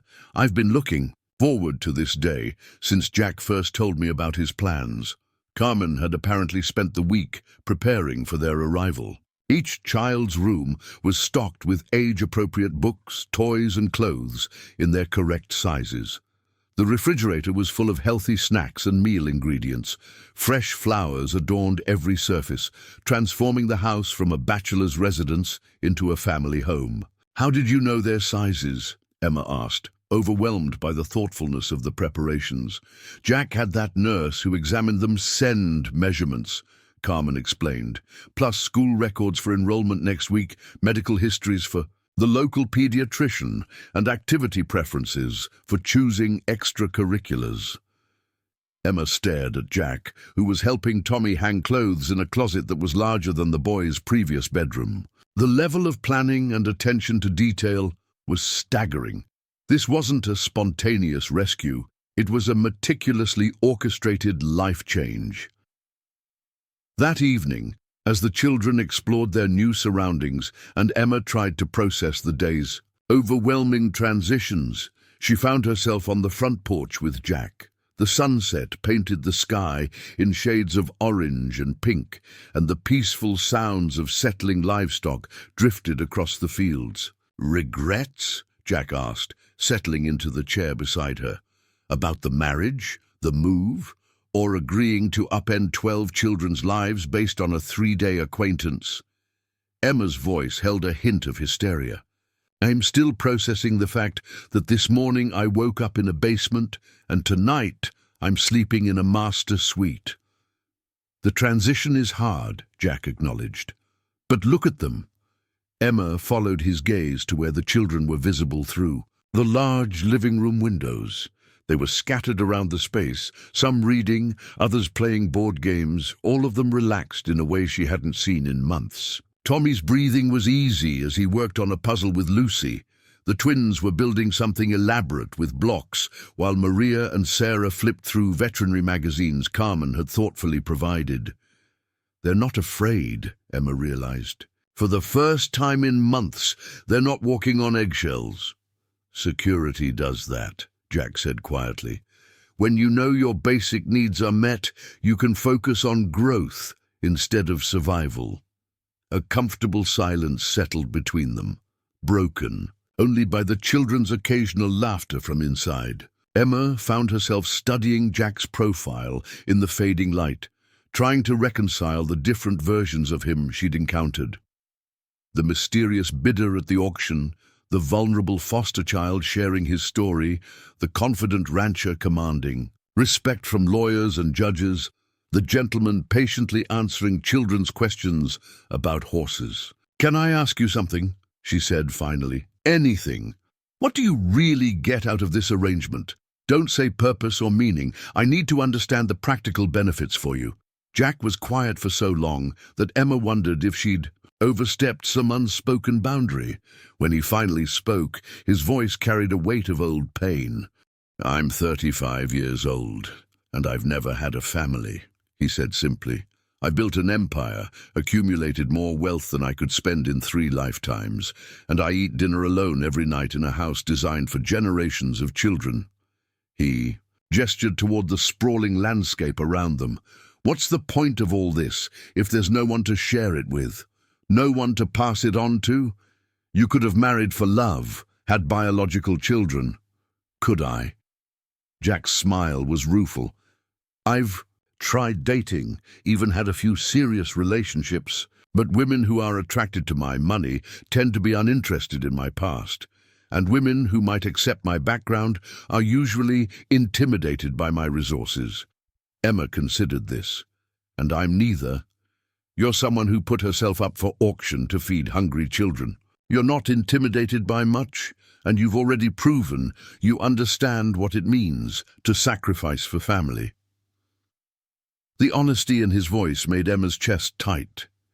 She was beginning to understand that Jack's proposal hadn't been the calculated business decision she'd assumed. It was the desperate act of a lonely man who recognized kindred spirits in her and the children. Their conversation was interrupted by the arrival of a sleek sedan that pulled up the driveway with aggressive speed. Emma's stomach dropped as Richard Blackwood emerged from the driver's seat, his expensive suit rumpled and his face flushed with anger. "What's he doing here?" Emma whispered. Jack's entire demeanor shifted, the relaxed rancher disappearing behind. A mask of cold authority. "Stay here with the children," he instructed, rising from his chair. "This won't take long." But Emma had no intention of hiding while someone else fought her battles. She followed Jack down the porch steps, her heart pounding as Blackwood approached with his usual predatory swagger. "Well, well," Blackwood sneered, looking around at the impressive ranch spread. "The little gold digger managed to snag herself. A sugar daddy. Congratulations, Miss Rodriguez. Sorry, Mrs. Cross now, isn't it?" "Mr. Blackwood," Jack's voice was dangerously quiet, "you're trespassing on private property." "Just came to collect what's owed to me," Blackwood replied, pulling out a folder of documents. "That debt doesn't disappear just because the debtor found herself a rich husband." "Actually, it does," came a familiar voice from behind them. Amanda Sterling emerged from a second car Emma hadn't noticed arriving, carrying her own briefcase and wearing the satisfied expression of a predator who'd cornered her prey. "Miss Sterling?" Blackwood's confidence wavered slightly. "What are you doing here?" "Delivering good news," Amanda replied smoothly. "We've completed our investigation into your lending practices, Mr. Blackwood. Fascinating reading." She handed Jack a thick folder while keeping her sharp gaze fixed on Blackwood. "It turns out your business model involves quite a few violations of federal lending laws. Usury, predatory targeting of vulnerable populations, falsified documentation. The FBI's Financial Crimes Unit is very interested in your operation." Blackwood's face went pale. "You can't prove anything." "We can prove everything," Amanda said pleasantly. "Bank records, communication intercepts, testimony from dozens of victims. Your little empire is about to come crashing down." Emma watched the exchange with growing amazement. This wasn't just about cancelling her debt. This was about dismantling Blackwood's entire predatory operation. "However," Amanda continued, "Mr. Cross is a reasonable man. He's prepared to offer you a choice." "What kind of choice?" Blackwood asked, though his bravado was rapidly crumbling. Jack stepped forward, his presence suddenly intimidating despite his casual clothes. "You can shut down your lending operation voluntarily, cancel all outstanding debts, and leave the state. In exchange, we'll keep the federal investigation private." "Or," Blackwood demanded, "or we turn everything over to the authorities and let them sort out your criminal liability," Jack said calmly. Your choice, but you have 30 seconds to decide. The silence stretched taut as Blackwood weighed his options. Emma could see the calculation in his eyes. Prison time versus starting over somewhere else. For a man who lived by intimidation and exploitation, it wasn't really a choice at all. "Fine," he spat finally, "but this isn't over." "Actually it is," Jack replied. "And Mr. Blackwood, if I hear of you targeting vulnerable families anywhere in this state or any state, the deal is off, and the FBI gets a very detailed file." After Blackwood's car disappeared down the driveway, Emma stood in the gathering darkness, trying to process what had just happened. In less than a week, her entire life had been transformed. From desperate single guardian to protected wife and mother, from financial ruin to security, from isolation to belonging. "How did you do that?" she asked Jack. "The investigation, the evidence that couldn't have been gathered in 3 days. Jack and Amanda exchanged glances before Amanda answered. "We've been building a case against Blackwood for months. He's been targeting rural families throughout the county using the same predatory tactics. When Jack learned about your situation, it gave us the final piece we needed. So this was always about stopping Blackwood?" "No," Jack said firmly. "This was about protecting you and the children. Stopping Blackwood was just a bonus." Emma looked up at the house, where warm light spilled from every window, where her children were safe and fed and planning futures instead of fearing displacement. Then she looked at the man who had made it all possible, not through charity or pity, but through genuine care and decisive action. For the first time since accepting his proposal, Emma allowed herself to believe that this arrangement might actually work, not as a business transaction or a marriage of convenience, but as something deeper, a partnership built on shared values and mutual respect. "Thank you," she said quietly, and Jack's smile in response was worth more than all his money combined. Inside the house, Carmen was calling everyone to dinner, and the children's voices rose in excited chatter about their first meal in their new home. Emma and Jack walked up the porch steps together, no longer strangers bound by desperate circumstances, but partners beginning to build something neither had dared hope for alone. The future stretched ahead of them, full of challenges and unknowns, but for the first time in years, Emma wasn't afraid of what tomorrow might bring. 3 weeks into their new life at Cross Ranch, Emma thought she was beginning to understand the rhythm of their unconventional family. The children had settled into their new school with surprising ease. Jack had proven to be a patient and thoughtful guardian, and even Emma was starting to feel like the master bedroom might actually belong to her. Then everything changed on a Tuesday morning when she found a dead coyote hanging from the main gate with a note pinned to its fur. "Some strays never learn their place." Emma's hands shook as she cut down the gruesome display before the children. Could see it during their walk to the school bus stop. The note was unsigned, but she didn't need a signature to know who had sent the message. Richard Blackwood might have been forced to retreat, but he clearly hadn't forgotten. "What's wrong?" Jack appeared beside her, his morning coffee still steaming in the crisp autumn air. One look at her pale face and the bloody carcass in her arms made his expression harden into something dangerous. "A gift from our old friend, I assume," Emma said, trying to keep her voice steady as she showed him the note. Jack's jaw clenched as he read the crude message. "How long ago did you find this?" "Just now. The school bus comes in 20 minutes. The children can't see this." Without a word, Jack took the coyote from her arms and strode toward his truck.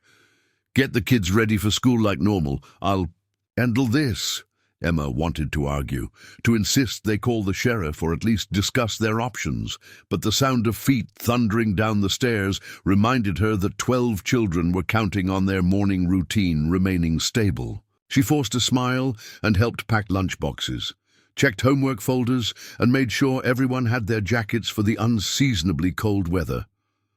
But as she watched the yellow bus disappear down their long driveway, Emma couldn't shake the feeling that Blackwood's threat was just the beginning.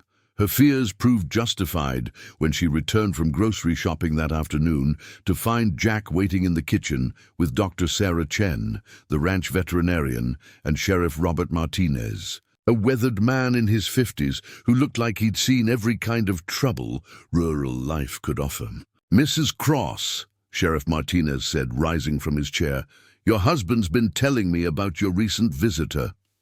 Emma set down her grocery bags and took the chair Jack pulled out for her. "How serious is this?" "Serious enough," the sheriff replied grimly. "The coyote was poisoned before it was killed. Something cruel and deliberate, not a predator control measure. And we found tire tracks near your north pasture that don't belong to any of your ranch vehicles." Dr. Chen leaned forward, her expression grim. "I examined the carcass, Emma. Whoever did this used strychnine, a particularly cruel poison that causes convulsions and a painful death. This wasn't about the animal. It was about sending a psychological message." Emma's stomach turned at the implications. "You think he's been on our property?" "Definitely," Jack said, his voice tight with controlled anger. "I've installed additional security cameras around the perimeter, and I'm hiring private security to patrol the ranch until this situation is resolved." "What about the children?" Emma asked, her maternal instincts overriding everything else. "Should we keep them home from school?" Sheriff Martinez shook his head. "School's actually the safest place for them right now. Lots of witnesses, controlled access, and I've already spoken with Principal Morgan about increased awareness. It's when they're isolated that they're most vulnerable." The conversation was interrupted by the sound of the school bus rumbling up the driveway. Emma glanced at the clock. 3:30 already. The afternoon had disappeared in a haze of security discussions and contingency planning. "Not a word to the children," Jack said quietly as voices echoed from the front door. "They've had enough disruption in their lives." Emma nodded, but she wondered how long they could maintain the illusion of safety when danger was literally lurking in their backyard. The next few days passed in tense normalcy. The children went to school, attended their after-school activities, and chatted excitedly about Halloween costumes and Christmas plans. But Emma noticed the subtle changes in their routine. Jack now drove them to the bus stop instead of letting them walk. Carmen kept the curtains drawn during evening hours, and there always seemed to be an unfamiliar pickup truck parked just within sight of the main house. On Friday evening, Emma was helping Lucy with her reading homework when Maria burst through the front door in tears, her school backpack thrown carelessly on the floor. "Maria, honey, what's wrong?" Emma rushed to the teenager's side, immediately checking for signs of injury. "It's nothing," Maria sobbed, but Emma could see the humiliation in her dark eyes. "Just some stupid girls at school saying stupid things." Jack appeared in the doorway, drawn by the commotion. "What kind of things?" Maria shot a resentful look in his direction. "Why do you care? You're not my real dad." Emma winced at the teenager's harsh words, but Jack simply pulled out a chair and sat down at Maria's eye level. "You're right, I'm not. But I care about what happens to you, and I care about Emma, who loves you like her own daughter. So tell me what happened." Maria's defiance crumbled under his patient sincerity. "Some girls in my biology class said we're all charity cases living off your money. They said Emma only married you because she was desperate, and that you only married her because—" She stopped abruptly, her cheeks burning with embarrassment. "Because what?" Jack's voice remained gentle, despite the tension Emma could see in his shoulders. "Because you wanted a ready-made family without having to actually care about us," Maria whispered. "They said rich people collect poor kids like trophies to make themselves feel better." Emma's heart broke at the pain in Maria's voice. She reached for the girl's hand, but Maria pulled away. "Is that true?" Maria demanded, looking between Emma and Jack with desperate eyes. Is this all just some kind of charity project for you? Jack was quiet for a long moment, and Emma held her breath waiting for his response. Finally, he stood and walked to the kitchen window that overlooked the pasture, where several of the younger children were playing with the ranch dogs. "Maria, can I tell you something about charity?" he said finally. "Charity is giving someone something they need and then walking away, feeling good about yourself. What we have here isn't charity." He turned back to face her. "When Tommy had that asthma attack last week, I sat up all night in the emergency room, worried sick that we might lose him. When David showed me his first A+ in math, I felt prouder than I have in years. When you told me you wanted to be a veterinarian, I called in favors to get you into Dr. Chen's mentorship program because I believe in your dreams." Maria's tears slowed as she listened to his words. "Those feelings don't come from charity," Jack continued. "They come from family, real family, the kind you choose, not just the kind you're born into." Emma watched Maria process this explanation, seeing the exact moment when the teenager's wounded pride gave way to tentative hope. "What about the money thing?" Maria asked quietly. "Emma did need money to save us." "Yes, she did," Jack acknowledged. "And I had money to give. But Emma could have taken my money and run, set you all up in a nice apartment somewhere and lived comfortably without any further obligations to me."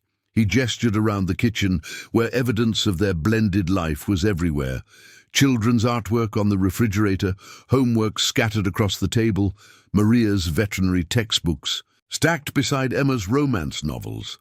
Instead, she's here every day, trying to build something real with me, figuring out how to be partners in raising 12 kids who didn't come with instruction manuals. That's not charity, Maria. That's family. Maria was quiet for a long moment, then surprised Emma by walking over to Jack and hugging him awkwardly. "I'm sorry I said you weren't my real dad." Jack's arms came around the teenager carefully, and Emma saw his eyes close with emotion. "You're my real daughter now, Maria. All of you are. And real families stick together when outsiders try to tear them down." The moment was interrupted by the sound of breaking glass from the direction of the living room. Jack immediately stepped in front of Maria and Emma, his body tense and alert. "Stay here," he commanded, but Emma was already moving toward the sound. In the living room, they found a baseball-sized rock sitting among the shattered remains of the large picture window that faced the front yard. Wrapped around the rock was another note, this one more explicitly threatening. "Nice family you've stolen. It would be a shame if something happened to them." The younger children had gathered at the top of the stairs, drawn by the crash, and now staring down at the destruction with wide, frightened eyes. "It's okay," Emma called up to them, forcing calm into her voice. "Just an accident. Why don't you all go play in your rooms for a while?" But Tommy, ever perceptive for his 7 years, wasn't fooled. "Someone's trying to hurt us again, aren't they, Miss Emma?" The question hung in the air like a challenge. Emma looked at Jack, silently asking how much truth these children, who'd already survived abandonment, neglect, and system failures, should have to bear. Jack made the decision for her. "Tommy, bring everyone down here. We need to have a family meeting." 10 minutes later, all 12 children were gathered in the living room, carefully avoiding the broken glass, while Jack and Emma explained the situation in age-appropriate terms. They talked about bullies who tried to scare people into doing what they wanted, about the importance of safety rules, and about how sometimes protecting your family meant being extra careful for a while. "Are we in danger?" asked David, his quiet voice cutting straight to the heart of their fears. "Not while I'm here," Jack replied with absolute certainty. "But we're going to be very careful until this person gets tired of bothering us and goes away." "What if he doesn't go away?" Lucy whispered, clutching her stuffed rabbit. Emma knelt down to the little girl's level. "Then we'll handle that too, sweetheart. Together. That's what families do. They protect each other." After the children were Settled for the night, Emma found Jack on the back porch, speaking in low tones on his cell phone. The conversation sounded tense and professional, filled with terms like perimeter security and threat assessment. "How bad is this?" she asked. When he hung up, Jack ran a hand through his hair, suddenly looking older than his 35 years. "Bad enough that I'm bringing in a professional security team tomorrow, ex-military contractors who specialize in personal protection." Emma's stomach clenched. "Is that really necessary?" "Emma, this isn't just harassment anymore. The escalation pattern suggests someone who's losing control of their impulses." Jack's voice was grim. The dead animal was psychological warfare. The rock through the window was property destruction. The next step is usually direct physical confrontation. "You think Blackwood would actually hurt the children?" "I think Blackwood is a sociopath who's used to getting his way through intimidation. When that doesn't work, they typically escalate to violence." Jack turned to face her fully. "I won't take chances with their safety or yours." That night, Emma lay awake in the master bedroom, listening to the unfamiliar sounds of a house under guard. Through her window, she could see the silhouettes of security personnel patrolling the grounds, their presence both reassuring and terrifying. Down the hall, she could hear one of the children crying, probably Lucy, who'd been having nightmares. Again, since the rock incident, Emma started to get up, but the crying stopped, replaced by Jack's low voice offering comfort. She listened to him reading what sounded like a children's book, his deep baritone gradually soothing Lucy back to sleep. The next morning brought a development none of them had expected. Sheriff Martinez arrived early, his expression a mixture of relief and concern. "We got him," he announced without preamble. "Picked up Blackwood around midnight trying to cut through the fence on your east pasture. Had bolt cutters, a hunting knife, and what appears to be burglary tools." Emma's knees went weak with relief. "Is he in jail?" "Federal custody. Breaking and entering, criminal trespassing, possession of burglary. Tools, violation of his agreement to leave the state. Plus, the FBI wants to talk to him about some financial crimes charges."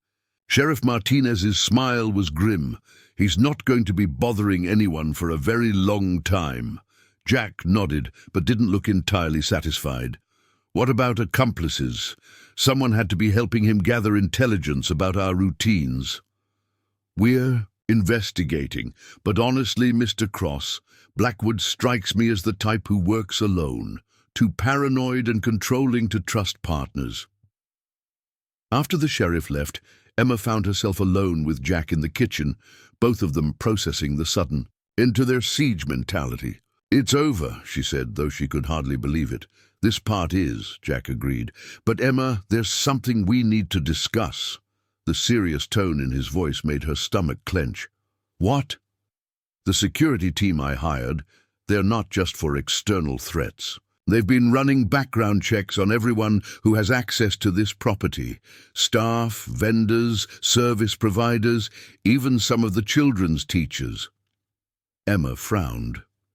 "Why?" "Because Blackwood knew too much about our daily routines. Someone was feeding him information." The implication hit Emma like a physical blow. "You think someone here was helping him?"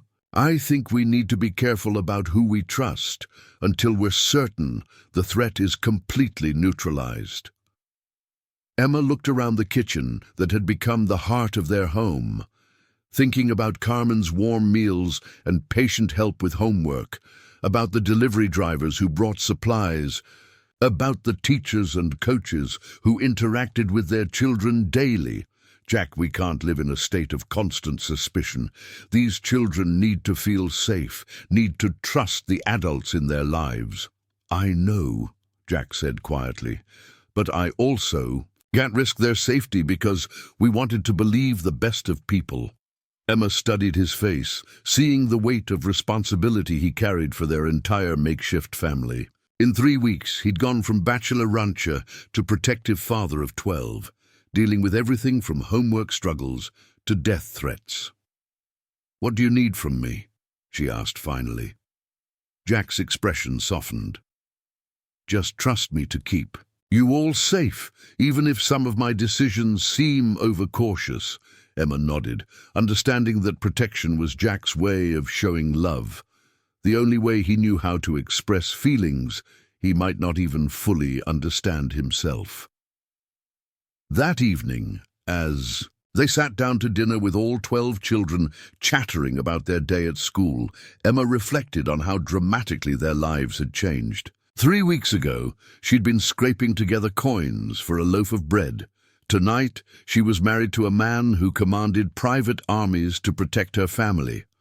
But as she watched Jack help Michael cut his meat and listened to him discuss Maria's college applications with the same intensity he'd once reserved for cattle futures, Emma realized something important. Somewhere between the courthouse wedding and the security briefings, their arrangement had stopped being about convenience or necessity. It had become about love, the complicated, imperfect, fiercely protective kind of love that bound families together against any threat the world might offer. 2 months after Blackwood's arrest, Emma thought their lives had finally settled into a peaceful rhythm.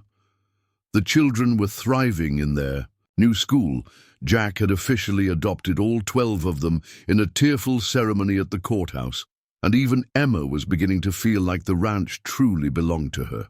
Then Vincent Murray walked into Romano's restaurant on a Tuesday evening and shattered her sense of security with a single photograph. Emma had been enjoying a rare dinner alone with Jack. Carmen was babysitting, and they'd decided to celebrate the completion of the adoption paperwork with a quiet meal in town. She was laughing at Jack's story about Tommy trying to ride one of the calves when a familiar, oily voice made her blood run cold. "Well, well, Mrs. Cross, don't you look domesticated?" Emma turned to find Vincent Murray standing beside their table, impeccably dressed and wearing the same predatory smile she remembered from their phone conversation months ago. Jack immediately tensed, his protective instincts activating, even though he didn't know who Murray was. "Vincent," Emma managed, her voice barely steady, "what are you doing here?" "Business, naturally, though I must admit I was curious about how our little arrangement worked out for you." Murray's gaze flicked to Jack with calculating interest. "I don't believe we've been introduced. Vincent Murray Entertainment Services." Jack rose slowly from his chair, and Emma could see the dangerous stillness that came over him when he perceived a threat. "Jack Cross. And you are?" "An old friend of your lovely wife's," Murray replied smoothly. "We worked together briefly last year, very briefly, but quite memorably." Emma's heart hammered against her ribs as she realized what Murray was implying. Jack didn't know the details of how she'd earned the money to save the children. She'd told him she'd found an investor, which was technically true. But if Murray revealed the nature of their business relationship in public, "I think there's been a misunderstanding," Emma said quickly, standing and reaching for Jack's arm. "We should go." But Murray wasn't finished. He pulled out his phone and showed them a photograph. Emma on the auction house stage, wearing the black dress she'd borrowed from Maria, looking terrified and desperate as men bid on her. "Such a touching story," Murray continued, his voice dripping with false sentiment. "Desperate young mother sells herself to save orphaned children. Very noble. Very marketable." Jack's face had gone stone cold as he stared at the photograph. Emma watched him process the implications, the auction house, her evening dress, the obvious nature of what she'd been prepared to do. "Marketable?" Jack's voice was dangerously quiet. "Oh yes," Murray said with obvious relish. "The local news stations are very interested in human interest stories, especially ones involving prominent citizens and their colorful pasts." Emma felt the blood drain from her face. If this story broke, it wouldn't just destroy her reputation, it would destroy Jack's business relationships, the children standing in their new community, everything they'd built together. "What do you want?" Jack asked bluntly. Murray's smile widened. "Smart man. I want back into business, Mr. Cross. It seems my clientele has been disrupted by some recent law enforcement activities. I need new venues, new connections, new protection from interference. And in exchange, Mrs. Cross's little adventure remains our secret. After all, what's past is past, isn't it? Emma watched Jack's jaw clench as he weighed their options. She knew he was calculating the damage to his reputation, his business, the children's futures. A scandal like this could follow them for years, Jack, she whispered, but he held up a hand to silence her.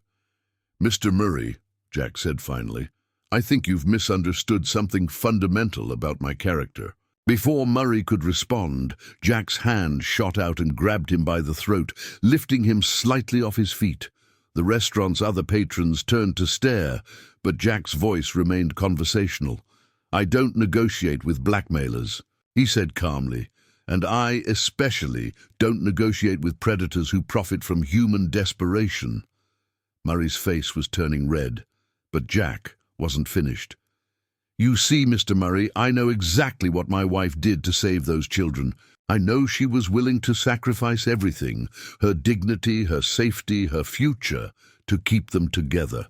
And that doesn't make me ashamed of her. It makes me proud to be married to someone with that kind of courage. He released Murray, who stumbled backward, gasping, Now, if you'll excuse us, my wife and I were enjoying our dinner. Murray straightened his tie, his predatory confidence shaken but not broken. This isn't over, Cross. I have connections you can't imagine. So do I, Jack replied pleasantly. Would you like to compare notes? After Murray left, Emma and Jack sat in tense silence. The other restaurant patrons had returned to their meals, but Emma could feel their curious glances. Her hands shook as she reached for her water glass. Jack, I can explain. You don't need to explain anything, Jack said quietly. I told you. I know what you did. Emma stared at him in confusion. How could you possibly know? I never told you the details. Jack was quiet for a long moment, stirring his coffee with methodical precision. Because I was there, Emma. At the auction, the world seemed to tilt on its axis. What? I didn't go there to buy anyone's company, Jack continued, his voice carefully controlled. I went there to shut the operation down. Murray's been on my radar for months. He'd been targeting women in financial distress throughout the county. Emma's mind raced, trying to process this revelation. You knew who I was before you bid on me? No. I went there planning to cause enough disruption to shut down the auction and get Murray arrested. But then I saw you on that stage, looking absolutely terrified but trying to be brave, and I realized you weren't there by choice. Jack finally looked up from his coffee, and Emma saw pain in his green eyes. So I changed my plan. Instead of disrupting the auction, I made sure you went home with someone who wouldn't hurt you. You saved me, Emma whispered. We saved each other. Jack corrected. You gave me a family and I gave you the resources to protect them. Emma thought about that night, how Jack had insisted on visiting the children's home, how he'd seemed to understand their situation immediately, how his proposal had been about adoption rather than the kind of companionship Murray typically arranged. Did you plan the marriage proposal too? Jack shook his head. That part was improvised. But when I saw those kids, saw how much you loved them and how much they needed stability, it felt like the right thing to do. And now? Emma's voice was barely audible. Now that Murray's threatening to expose everything?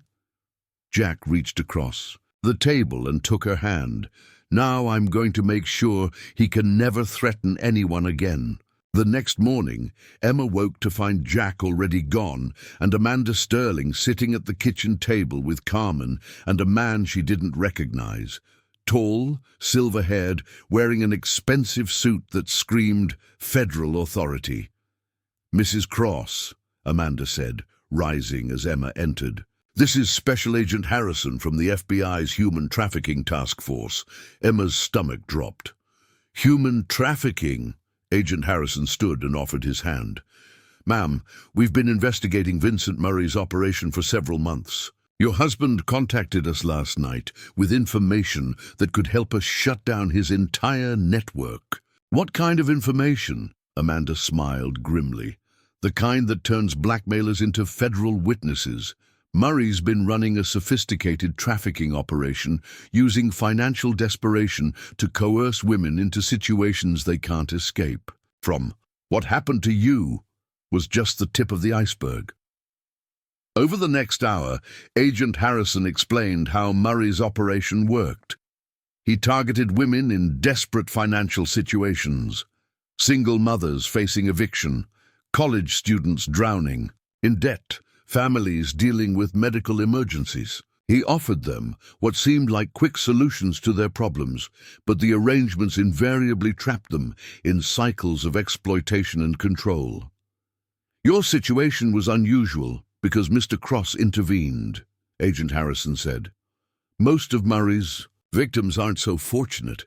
Emma felt sick thinking about the other women she'd seen at the auction, wondering what had happened to them after she'd left with Jack. What do you need from me? She asked. Your testimony about Murray's methods, the auction itself, and his attempt to blackmail you yesterday.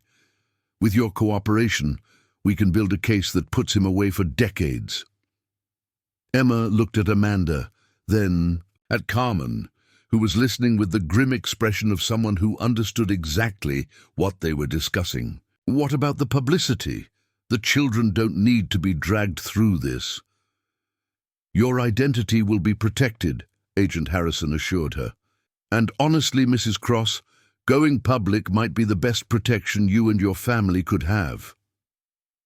What do you mean? Amanda leaned forward. Murray's power comes from shame and secrecy. He counts on his victims being too embarrassed to speak out.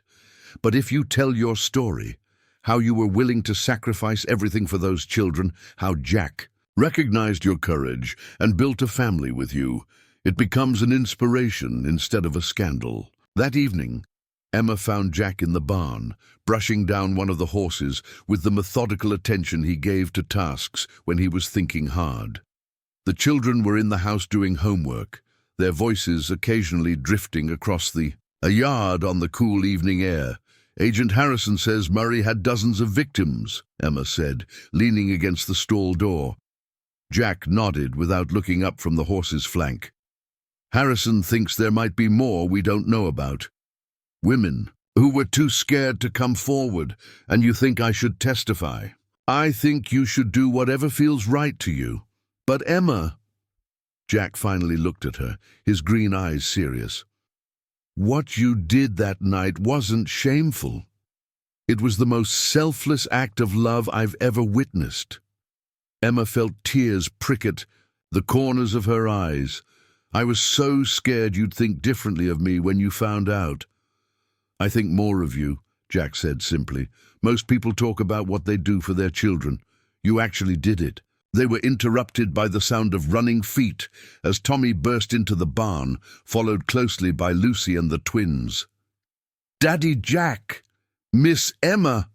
Tommy called out, using the name he'd settled on for Jack after the adoption. Carmen says dinner's ready, and Maria made her special cornbread. Emma watched Jack's face transform at the sound of Daddy Jack, seeing the same emotion she felt every time one of the children claimed them as family. These children had given them both something neither had dared hope for, the chance to be parents, to build something lasting and meaningful together. We'll be right there, buddy, Jack said, ruffling Tommy's hair. Tell everyone to wash their hands. As the children raced back toward the house, Jack turned to Emma with an expression she'd never seen before, vulnerability mixed with hope. Emma, can I ask you something? Anything. When this whole Murray situation is resolved, when the children are settled and safe, would you be interested in making this marriage real? Emma's breath caught. What do you mean? I mean moving. From separate bedrooms to sharing a life completely. I mean building something together that goes beyond protecting the children. Jack's voice was steady, but she could see the uncertainty in his eyes. I mean falling in love with each other the way we've both already fallen in love with them. Emma looked toward the house, where warm light spilled from every window, and the sounds of their children's laughter echoed across the yard. Then she looked at the man who'd saved her from her darkest moment and given her everything she'd never dared dream of. "Jack Cross," she said, stepping closer to him, "I think I've been falling in love with you since that first night when you insisted on seeing the children's home." His smile was like the sunrise after the longest night. "Then let's go home to our family and start planning our real beginning." As they walked toward the house together, Emma reflected on the journey that had brought them to this moment. She'd started as a desperate woman, willing to sell herself to save the children she loved. Now she was a wife, a mother, and a partner to a man who saw her courage where others might have seen only shame. Tomorrow they would testify against Vincent Murray and help ensure that other desperate women wouldn't face the same impossible choices. But tonight, they would sit around their dinner table with 12 children who called them Mom and Dad, planning futures instead of just surviving each day. It wasn't the fairy tale Emma had imagined as a little girl, but it was something better. A love story built on sacrifice, courage, and the absolute certainty that some things are worth fighting for, no matter the cost. The federal courthouse in Austin buzzed with activity on the morning of Vincent Murray's trial. Emma sat in the witness waiting room, her hands clasped tightly in her lap as she reviewed her testimony one final time. Through the small window, she could see news vans parked along the street. Agent Harrison had been right about the case, attracting media attention. Mrs. Cross, a young prosecutor named Sarah Walsh, entered the room, carrying a thick folder. "We're ready for you." Emma rose on unsteady legs, smoothing down the navy blue dress Amanda Sterling had helped her choose. "Professional, but approachable," Amanda had said. "Show them the woman you are now, not the desperate person you were that night." As they walked toward the courtroom, Sarah briefed her one final time. "Remember, just tell the truth. Murray's defense team will try to make you look like a willing participant, but the jury needs to understand the circumstances that drove you to that auction." The courtroom was packed. Emma's eyes immediately found Jack in the front row, surrounded by all 12 children who had insisted on being there to support her. Maria gave her an encouraging nod, while Tommy held up a handmade sign that read, "We love you, Mom Emma," in crayon letters that made her throat tight with emotion. "The prosecution calls Emma Rodriguez Cross to the stand," announced the lead prosecutor. Emma walked to the witness stand with as much dignity as she could muster, acutely aware of the cameras and the strangers studying her every move. She'd never imagined that the worst night of her life would someday be dissected in front of a room full of people. After being sworn in, she settled into the witness chair and found Jack's steady gaze in the crowd. His green eyes held nothing but love and pride, giving her the strength to begin. "Mrs. Cross," Sarah Walsh began gently, "can you tell the court about your situation in the months leading up to October 15th of last year?" Emma took a deep breath and began her story. She described the failing children's home, Blackwood's predatory loan, the impossible choice between losing the children she loved and sacrificing her own dignity. Her voice remained steady as she explained how Vincent Murray had targeted her. Vulnerability, offering what seemed like a solution while actually setting a trap. "What did Mr. Murray tell you about the nature of the auction?" Sarah asked. "He called it a high-end dating service," Emma replied. "He said wealthy gentlemen bid on companionship for the evening, nothing more than dinner and conversation." "Did you believe him?" Emma shook her head. "I knew it was more than that, but I was desperate. 12 children were going to be separated and sent to an overcrowded state facility. I would have done anything to prevent that." Murray's defense attorney, a sharp-faced man named Peterson, rose for cross-examination with the predatory smile Emma remembered too well from her encounters with Blackwood. Mrs. Cross, isn't it true that you voluntarily contacted my client and asked to participate in this auction? I contacted him, yes, but only after months of him pressuring me when I was clearly vulnerable. And you were paid $60,000 for one evening's work. Quite generous compensation for dinner and conversation, wouldn't you say? Emma felt heat rise in her cheeks, but she kept her voice level. I never received that money, Mr. Peterson. Mr. Cross paid it directly to Richard Blackwood to settle the debt that was destroying our family. How convenient. So you claim you sold yourself but never profited from it. I profited by saving 12 children from being separated, Emma replied firmly. That was worth any price. Peterson's questions grew more aggressive, trying to paint Emma as a willing participant who was now claiming victimhood for sympathetic publicity. But with each attack, Emma's resolve strengthened. She thought about the other women Murray had exploited. Women who might not have been as fortunate as she was to have Jack intervene. Mr. Peterson, Emma said during one particularly nasty line of questioning, your client preys on desperate women by offering false hope and then trapping them in situations they can't escape. I was lucky enough to be rescued before that happened. But there are other women who weren't so fortunate, and they deserve justice. The courtroom erupted in murmurs, and Peterson quickly moved to conclude his cross-examination. When Emma stepped down from the witness stand 2 hours later, she felt drained but oddly liberated. She'd told her story honestly, without shame or apology, and the jury had listened with obvious sympathy and growing anger at Murray's tactics. During the recess, Agent Harrison pulled Emma aside with an update that made her day even brighter. 3 more women have come forward since your testimony began, he said. They've been watching the news coverage and found the courage to tell their stories. Murray's operation was even more extensive than we thought. Emma felt a fierce satisfaction at knowing her decision to testify was helping other victims find their voices. The trial continued for 3 more days, with additional victims sharing similar stories of desperation exploited and trust betrayed.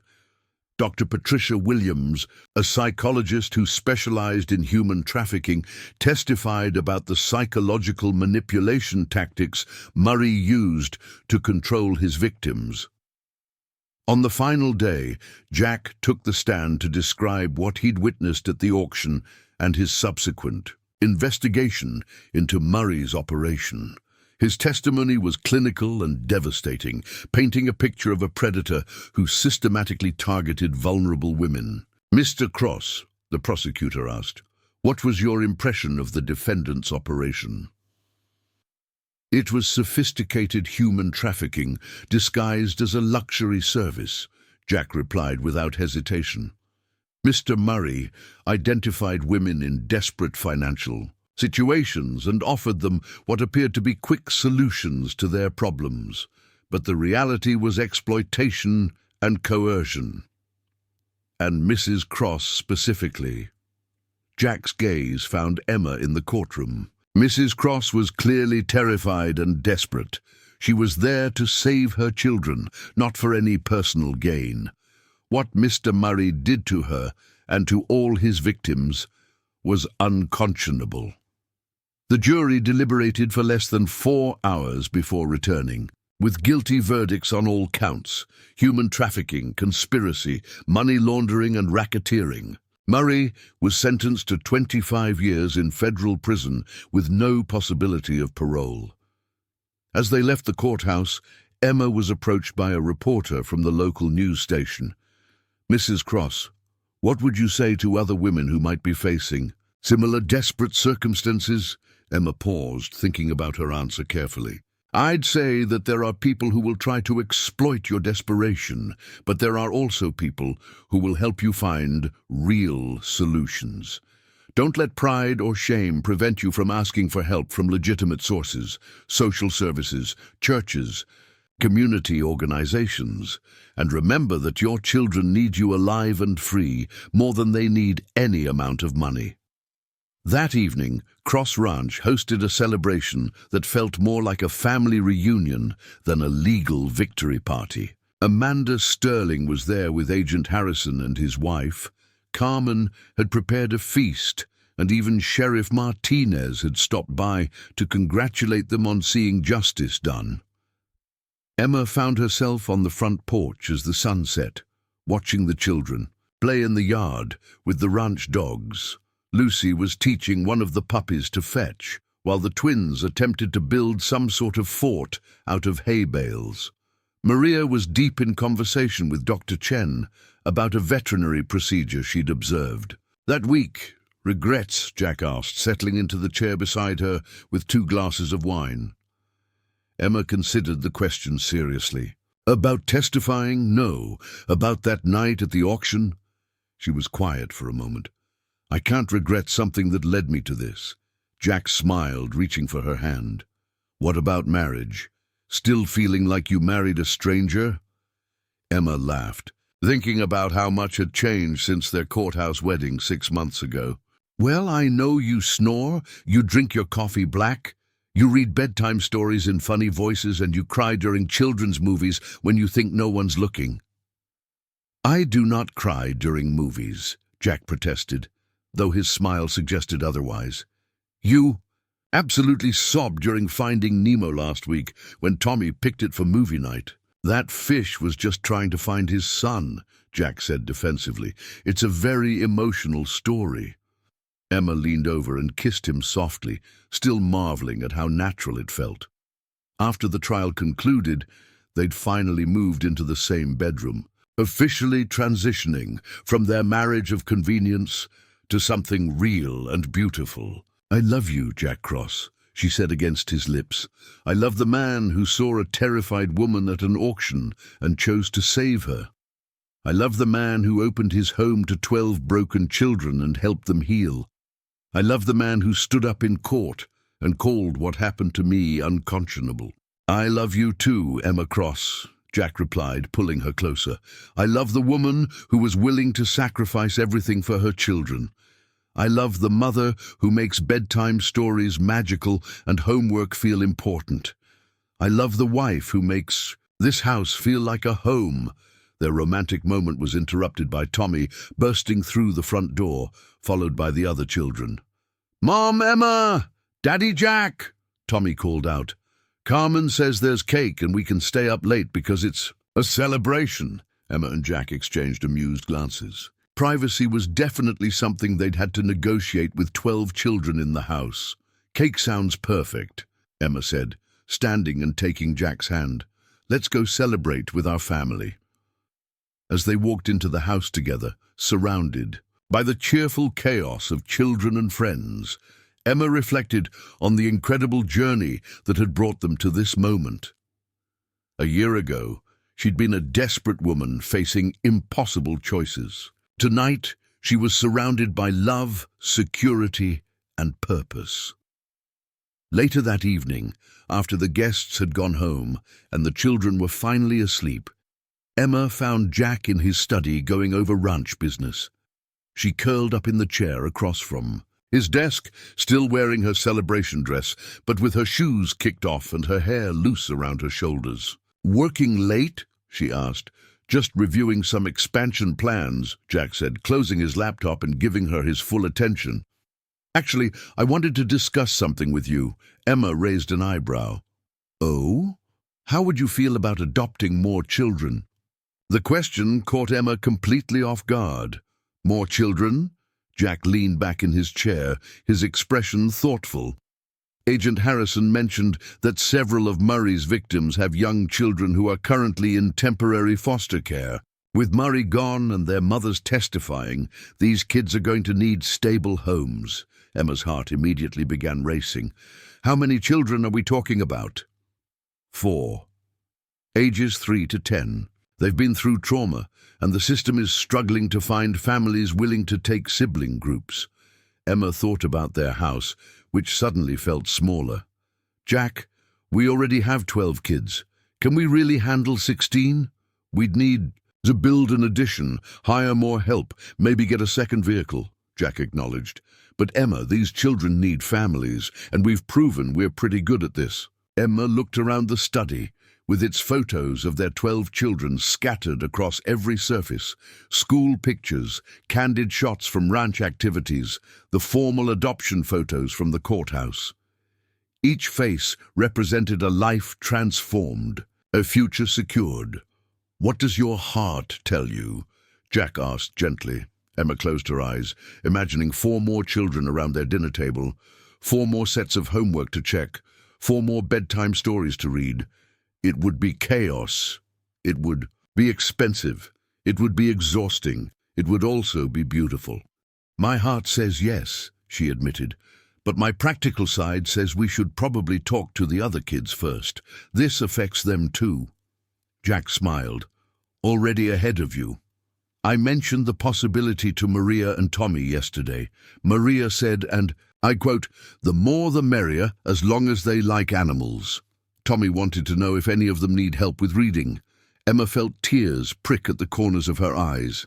Their children had learned the value of family so well that they were ready to share it with others who needed it. "Then yes," she said firmly, "let's do it. Let's give 4 more kids the kind of home they deserve." Jack stood and pulled her into his arms, spinning her around the study while she laughed. When he set her down, his green eyes were bright with excitement and love. "I can't wait to tell Carmen she's going to need a bigger dining room table," he said. "I can't wait to tell the kids they're going to be big brothers and sisters again," Emma replied. As they turned off the lights and headed upstairs to their shared bedroom, Emma marveled at how completely her life had transformed. She'd started as a desperate woman, willing to sell herself to save the children she loved. Now she was a wife, mother, advocate, and survivor who was ready to save even more children. The auction house where her nightmare had begun was now closed permanently, its owner serving federal prison time. The children's home that had nearly been lost was now a thriving ranch where kids learned about responsibility, compassion, and the power of chosen family. And Emma herself had discovered something she'd never expected, that sometimes the darkest moments in life can lead to the brightest new beginnings. Outside their bedroom window, the Texas sky stretched endlessly above Cross Ranch, dotted with stars that seemed to promise infinite possibilities. Tomorrow would bring new challenges. 4 new children to welcome, expansion plans to finalize, lives to rebuild, and hearts to heal. But tonight, Emma fell asleep in the arms of the man who'd seen her courage when she couldn't see it herself, surrounded by the laughter and dreams of 12 children who called her Mom, ready to open their hearts to 4 more who needed the same fierce love and protection. It wasn't the fairy tale she'd imagined as a little girl, but it was something far better, a love story built on sacrifice, courage, and the absolute certainty that family isn't just about blood or biology. Sometimes family is about choosing to love completely, to protect fiercely, and to build something beautiful from the broken pieces of what came before. And sometimes, when you're willing to give everything to save the people you love, you discover that you've actually saved yourself. Up next, you've got 2 more standout stories right on your screen. If this one hits the mark, you won't want to pass these up. Just click and check them out. And don't forget to subscribe and turn on the notification bell so you don't miss any upload from us.